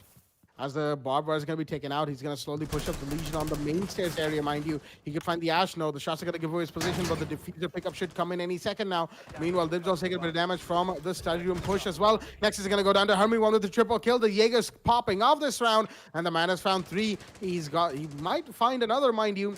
But the Ash towards the side of the 90 bend, that is the door of the Fox window outside of a trophy. It's going to be taken out. That's No Skill with the kill with the SMG-11. Archangel goes down. It's all Archangel, excuse me, gets the kill, and the Kaid will find the final kill onto the Hibana and Valiants once again. A defensive flawless round. I think that's all 3 defensive rounds that they have won on flawless for themselves, and what a way to bring themselves back into the equalized round count right here. 5-5 is the scoreline going into round 11. Ladies and gentlemen, this match is a very, very exciting indeed. Definitely bringing the equalizer once again, and round 11, whoever takes this takes match point. Let's see who will be the first team to go on to match point. Definitely, I'm excited to see where that takes us. Trophy room and statue is going to be decided from the side of Valiants, and a very valiant performance indeed from them once they happen to make the shift over to the side of defense. It's been amazing to watch them do that, and Hermy1 though is not having any of it. He's actually going at it. Not only him, Kingslayer as well. He's brought the gunplay alive, and it's been amazing to watch them do that. Let's see how things turn out going ahead. Protect your bombs from being We got Mello once again being employed with the Montaigne, but still yet, let's see how that works out for them. Hermy, exactly a shield I would recommend with the changing meta that we got for ourselves, but I think they're expecting a possible south side take once again from the side of Team Mwaha, and that's just the way Valiants played. You know, sometimes you don't really need to go head on with the kind of pushes that you're trying to make, because if you're not a little more extended than you're supposed to be, that puts you in a spot that will really award you with a whole lot of dynamic the way you want to approach stuff and make changes on the fly. But let's see how things turn on. Reinforcement will be used. I thought that was supposed to be a soft wall made into a rotation, but not, at least as of now. Once again, a little bit of a downstairs hole that we get to see from the side of Valiants. No, it's just Hermy1 who's going to fall back. Let's see if he'll be able to convert that. Oh, no, there's a little bit of server lag kicking in once again. Is that it? No, I just want to take a quick look at it as well. The scoreboard obviously is after the rehost people, so not very true to the way the match has gone so far. We'll be seeing Mello.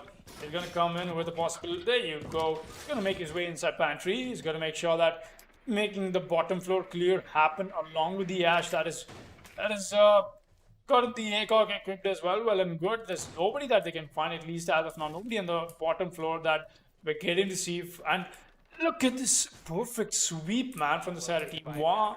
Very clean, very tidy. They don't want to lose any kind of one-up that they can gain against the side of Valiants. But Valiants, very smart decision making themselves. We'll be seeing them hold back onto the backside, and Kaid will be going for a possible Kaid trick. and that is well done, in fact, but that's a panel that he's not going to deny. He will do that. Perfectly well done from the side of Sub-Zero. Look at that. The Hipana pellets will be denied, and the Jol already starting things off. The aggression from my man is paying off. It's going to come back, and like I said, the horizontal push is something that we are not seeing Team Mwaha make, and that is a place where Valiants are able to pick up on. Well done. Mellow. It's still downstairs. He's just waiting for Nexus to make this push happen, but the hatch is already open. You might as well find a body or two over here. Excuse me. Or a possible rotation that he can catch off. But at least as of now, he's going to meet some Legion mine that he's got to be careful about. And a C4 is going to do the job for him, taking out the barbed wires. Raksan on the rappel. He's trying to find a kill or two. But is he aware that everybody on the side of defense is watching this exact same angle? Archangel, the moment he goes for the pink, he'll get taken out. Everybody else has fallen back as well. Dibjol, they've abandoned Astronomy completely. Very good play and very good decision making from them. Good to give them that. But is that enough to convert it into something useful? Smoke babes are coming out, taking the cross rotation, but Sub-Zero is not on the pickup from the roof. Has already happened. He's going to spot him. He's going to lose that gunfight a little too much above the head. In fact, and the drop down from Sophia, and he's not going to go Esports dead. And that's a nice kill for Nexus. Look at the cleanup from the side of Team Mwaha. They pushed up awfully close, and now Astro is a site that they've taken complete control on. Legion is going to take the fall as well. It's all on to the man Archangel. The man has a shotgun and a smoke canister. How useful is he right now? Not a whole lot. He's got very less worse space to work with, and more than that, not enough time. Time is still clicking, and the clock is going down as well. He's going to find a frag. Does he find one more? He's creeping up right behind him. He does not notice it. What are you doing, Smoke? There's somebody right behind you. There's Sophia coming up, and Sophia is actually going to abandon him. That gives Archangel so much more time to go for the rotate. He's going to rotate back, try and find the Montaigne. No, it'll be found by the Hibana instead. And round 11 will be Team Mwaha's. And that will be the first team from this a bit of a to and fro that we saw go down to Team Mwaha. We're taking match point. 6-5 is the scoreline. And this indeed, I think Blackjack is going to specify this better on the fact on why round 12 is going to be the most important round for both these teams. Blackjack, the mic is all yours. Thank you for that, Foxy. That lead-in was absolutely beautiful. And the lead-in to the round 12, the 12th round, or as I like to call it, the round of ones. One round for the side of Valiants to equalize and push for overtime, keep themselves alive, and give themselves another chance of winning this game. One round from the side of Team Mwaha, Constant Esports, to give themselves the victory. It's either going to be a 7-5 or a 6-6. There's only two ways this match could go at the end of this round. The Frost is going to be brought in, curiously enough, by Hermione out of the Bandit. That is a very curious pick right there, as you don't really see a lot of Frost plays. We have been seeing some Frost plays brought in from teams in this Season 4, mind you. But Hermione playing the Frost is going to be very interesting to see where these Frost traps, these bear traps, are going to be put into place. One of them going inside a texture room, I think that is, as the other two will be put down in accordance to wherever the team needs them. Valiants, they need some sort of surprise factor against Mwaha, because every time Mwaha gets the jump on them, gets the first kill, that pretty much secures the round for their side, while Valiants, every time they manage to get the first kill, it's for the most part, from what I've noticed in this match so far, it comes down to who gets the first frag. Whichever team gets that first frag, or the first two frags, is usually the one to win out the round. And in Valiants' favor, mind you, whenever they manage to start proceedings and start it well, they are able to take a flawless round. They're going to be looking to do exactly that this time around. Keep that little bit of a trend alive, as Nexus coming in towards the cellar entrance, excuse me. And got the breachers to make sure that that barrel is wide open, and going to be pushing in through there for the time being. Although it turns out that slab is just a little bit too high for drones to usually vault over. He's going to have to jump over that. He will do that. He's going to drone out the rest of this garage bottom area, the barrels wine cellar area. And curiously enough, although the side of Mwaha are doing the deep roam clear from all the way down below, slowly coming up to the first floor, then the second floor, utilizing their time quite well, there is no defender from the side of Valiants going all the way down there. There may be somebody on the first floor, but usually we haven't seen anybody all the way down at the bottom. as there's going to be a lot more emphasis towards the site for the side of Valiants. Army One, the man on the frost, as he sees that. He's actually gonna do a lot of damage to Nexus. The man that takes a lot of damage right there. Kingsler is gonna try to make a peek, right?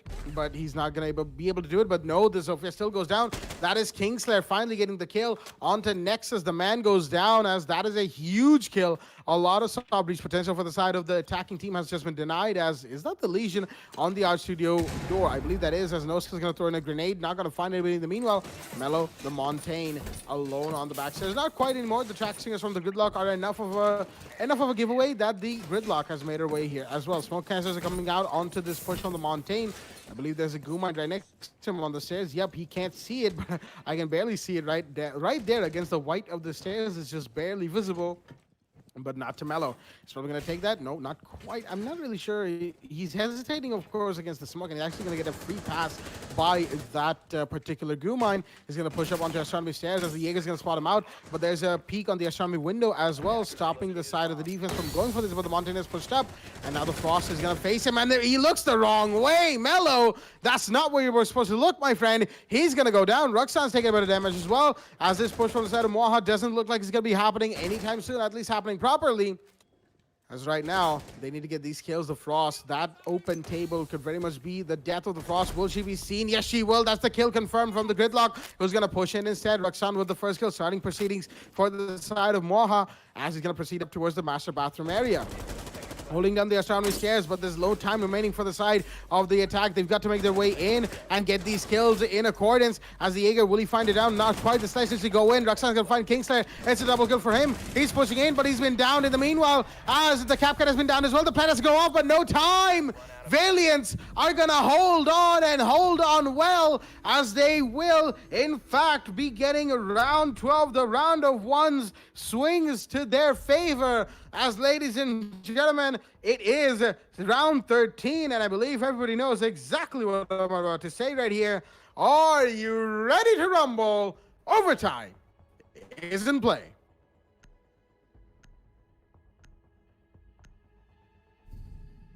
Aviator and Games Room is going to be the site of choice between both of these teams right here, as Valiants, a beautiful hold on the trophy site, is going to give them the equalizer and going to give them overtime. Mellow with the 6 pick out of the Montaigne into the Blackbeard. Okay, that's a pretty big 6 pick right there. The Blackbeard, one of the more divisive operators in Rainbow Six, given that he basically breaks the golden rule of Rainbow Six Siege, and that is one-shot headshots. He, of course, cannot be one-shot headshotted, given the fact that he has two windshields covering his face at almost all times. Mind you, they can be shot out.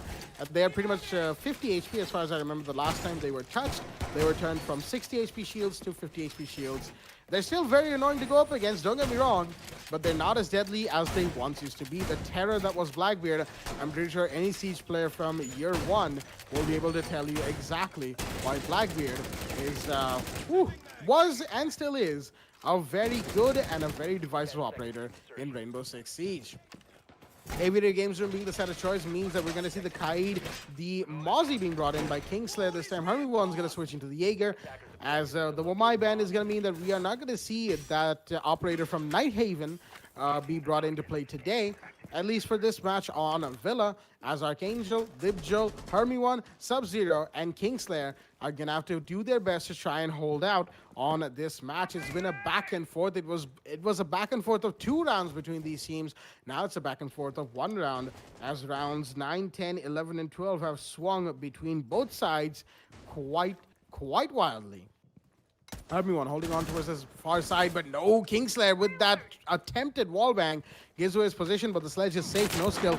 I don't think he has any idea where the Mozzie went after that. That's going to make sure that Kingslayer is actually safe, but Nexus is taking a lot of damage. In the meanwhile, the Zofia, not really sure where that damage came out of, but Nexus has got to be careful onto what peak he makes as he's moving in towards the art studio area, right below the study room hatch. He has the sledge with him. That is no skill. And now it's going to be very interesting to see. I think that was this vertical angle that he got shot from. There's pretty much no other defender in the area outside of above him. And that would be a little unfortunate because that would mean Nexus twice for 2 rounds now has been shot back at from his own angle and has resulted in a loss of life once and, of course, a loss of HP in another. Roxanne's taking a lot of damage. In the meanwhile, looks like it's a study room fight coming out from the side of both these teams right now as Hibana's going to be going for a breach and going to get it off successfully. As Nex is actually finally going to take the fall. That is Kingslayer with the kill as Dibjol here on the Legion on the main stairs behind the shield. He's going to be doing what he's going to be doing what a Legion does in this situation, trying to find these kills, putting his goo mines in the proper position. Roxanne holding that wide angle from bedroom as the wide peek is in from Mello. He's slowly pushing in, but the breach should work against him. A goo mine is on his shin. There's another one in his vicinity as a grenade from below is going to come out, but it's not going to connect onto anybody. Archangel's low on HP, mind you, but the man is still alive as Dibjol is going to find Roxanne in the meanwhile, and he's still alive behind that shield. Mello's taking so much damage from the SMG-11, and Dibjol's finally going to take no skill off the board as this gas cancer goes up, but Dibjol with the impact is going to get Mellow. The Pokeballs come out from the man as the Legion has been absolutely fantastic this round. And now it's all down to the Hibana, who will be taking the shotgun to the face as Valiants, with once again a flawless defensive round, are going to take round 13. The first overtime round goes to them, and they are going to take the lead for the first time in this game. Ladies and gentlemen, it is 7-6 in favor of Valiants. They're going to be on the attack on round 14.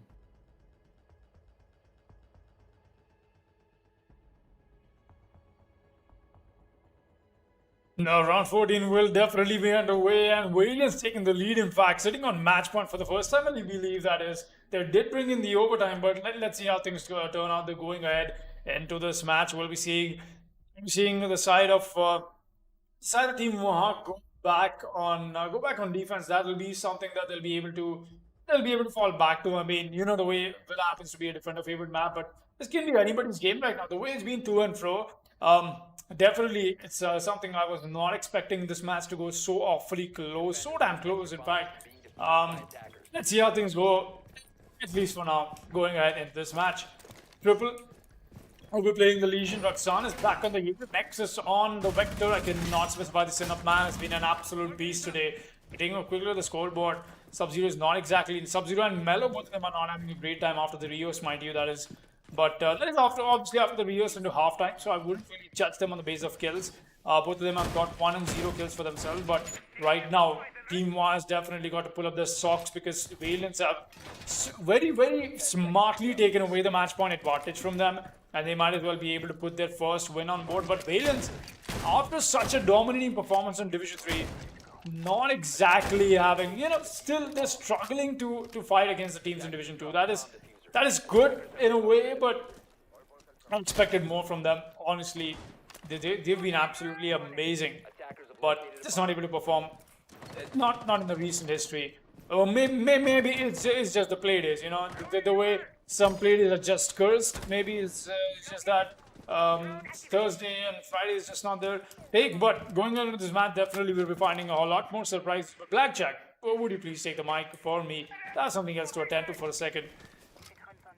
Absolutely, Foxy. Thank you very much for that. And thank you very much for the introduction into this round. As right now, as I'm pretty sure we all know by this point, Valiants will be looking to end things right here. They've been chasing the shadow of Mwaha for the longest time in this match, and now they have a chance to give themselves a win as the Ella. Unfortunately, Melo's given away his position behind the shield, missing his shots as Triple's going to find Archangel. In the meanwhile, that is the buck of the board. That's a pretty big one, and that is going to give Valiants a lot to consider as the IQ's gone for the peak Hermie one, but he's going to instead take some shots back from the Ella herself, and the push is in. Unfortunate for the IQ, not expecting Mello to push, and that gives away the... Huh? Oh, okay, very interesting. Mello has a floating Gershmot. Didn't know he had magical powers, but he's going to throw that in anyway. That gets destroyed by the Gershel being popped, mind you, as the smoke has been forced to push back as well. The raging flames and the smokes in there. In the meanwhile, Kingstar is going to find a Nexus as Sub-Zero is going to be taken out by Triple. And there's another kill by Mello as Dipjol. Oh no, Dipjol! He unfortunately team killed Kingslayer, and Mello was there to clean up right at the end. That ended up being a collateral team kill. Oh, no, no, no. Valiants, no. they couldn't hold on to the push from Study. They were pushed, pressured from all sides, and they just fell like a pack of cards as the second overtime round is going to go to the side of the the defense in that round. That was Team Mwaha, as it is a 7-7 score going in to maximum overtime. Ladies and gentlemen, round 15 is in play, and what a round it has been. What a match it has been between between the side of Valiants and the side of Mwaha. Hermie won with the 6-pick out of the Valkyrie into the castle, as Thermite is going to be brought in out of the Hibana by Triple, as this is definitely becoming a match that pretty sure we didn't expect it to come this far, at least in the fashion that it has been. Again, a reminder for all of the viewers, in these rounds, whenever a team has won a particular round, they have always won it by a wide margin. There have been very few 1 versus X amount of operators, as there was one that we saw Dibjol the Zofia in that round. That was round 3, way back, with that amazing headshot clutch, mind you. And that was one of those, but most of those examples, unfortunately, can be turned into a victory for the team that had the last operator remaining. That's usually what happens. You don't normally see 1v3s being clutched out all the time, 100%, because that would be a little insane, mind you. That would be just a little bit too insane. Right now, 7-7 being the scoreline. Valiants and Mwaha fighting for these points that they want to get, that they need to get in order to give themselves a better position in the league standings of season 4, excuse me. Dibjala, in the meanwhile, is going to throw a pre-play C4, toss a pre-play C4 on towards the ceiling. I believe that's somewhere close to site, the side of games room. Trophy room, excuse me. Sub-Zero, the Maestro on the roam, okay. Well, not the room, actually. The site is first floor kitchen. I didn't actually notice that. I thought the site was going to be on the second floor somewhere. I usually default to sites like that in my brain, so I didn't really see that the site was kitchen. But still, that doesn't change the fact that this game is going to come probably very close. This round is going to come very close. This entire match basically boils down to round 15 right now. After this point, there is nothing that the side of either team will be able to do to change what happens at the end of this round. The Montaigne is going to be pushing up, but Kingsley is actually going to find Roxana. Meanwhile, that is your IQ of the board, starting things off for the side of the defense right here, as that's not exactly great for the side of Mwaha. They've lost their IQ, as Dibjal C4 is going to find Nexus as well. The pre-play C4 coming out from the man finds the Zofia, and that is going to put Team Mwaha in a huge disadvantage, as everything is not looking their way. The Buck is going to break open the hatch. Will he find one? That's the castle down the stairs, but no, there's Triple to get the frag instead. Hermie1 goes down. As at the very least, Valiants are not going to be walking away with a flawless round. The only bit of verticality that they can play right now is out of the back of No Skill, the man with the buck, as the Mossy has him spotted down those stairs, the side stairs. The Montaigne trying to drop because there's a rotation right there. Is the only thing stopping him is the fact that the Mossy is in play, but he's still going to go for the drop anyway, trying to bait out Dibjal, but Dibjal smartly is just going to pull back for the time being.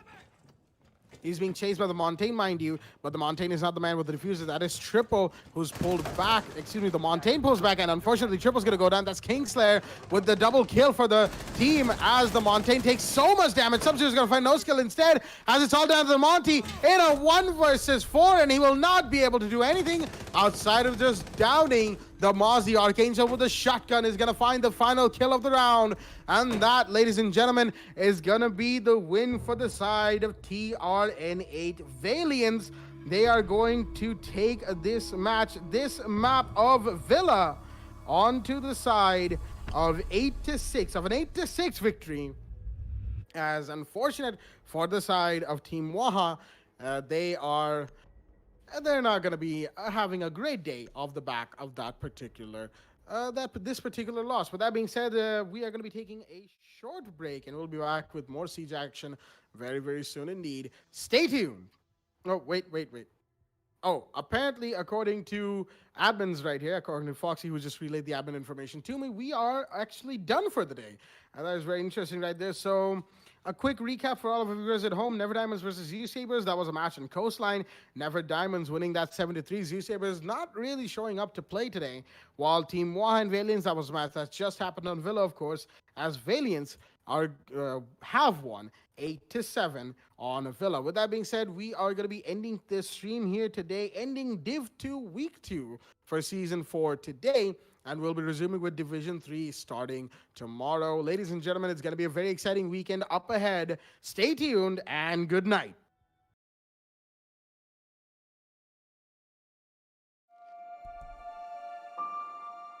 The moment of creation is a form of magic, where an off becomes an on, a 0 becomes a 1, then another, and another, until, deep in the complexity, you discover order, speed, reliability, power.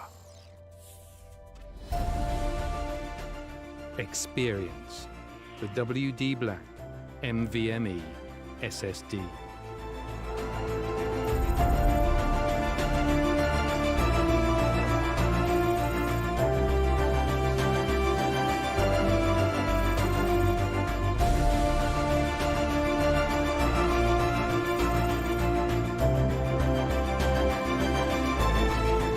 Fueled by darkness.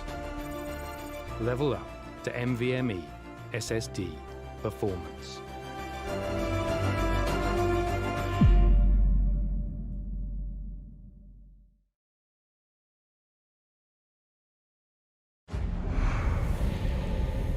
Numerous forces aimed at the Earth.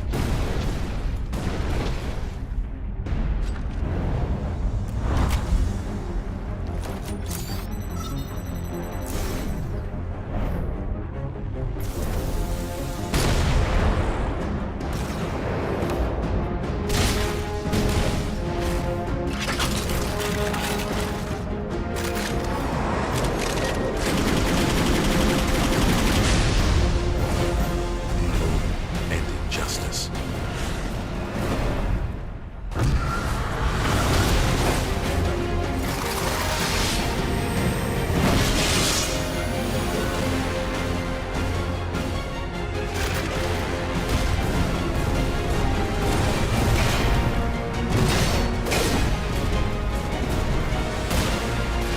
Let the glorious battle begin.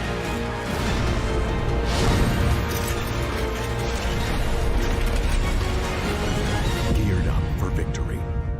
LG Ultra Gear Gaming Monitor.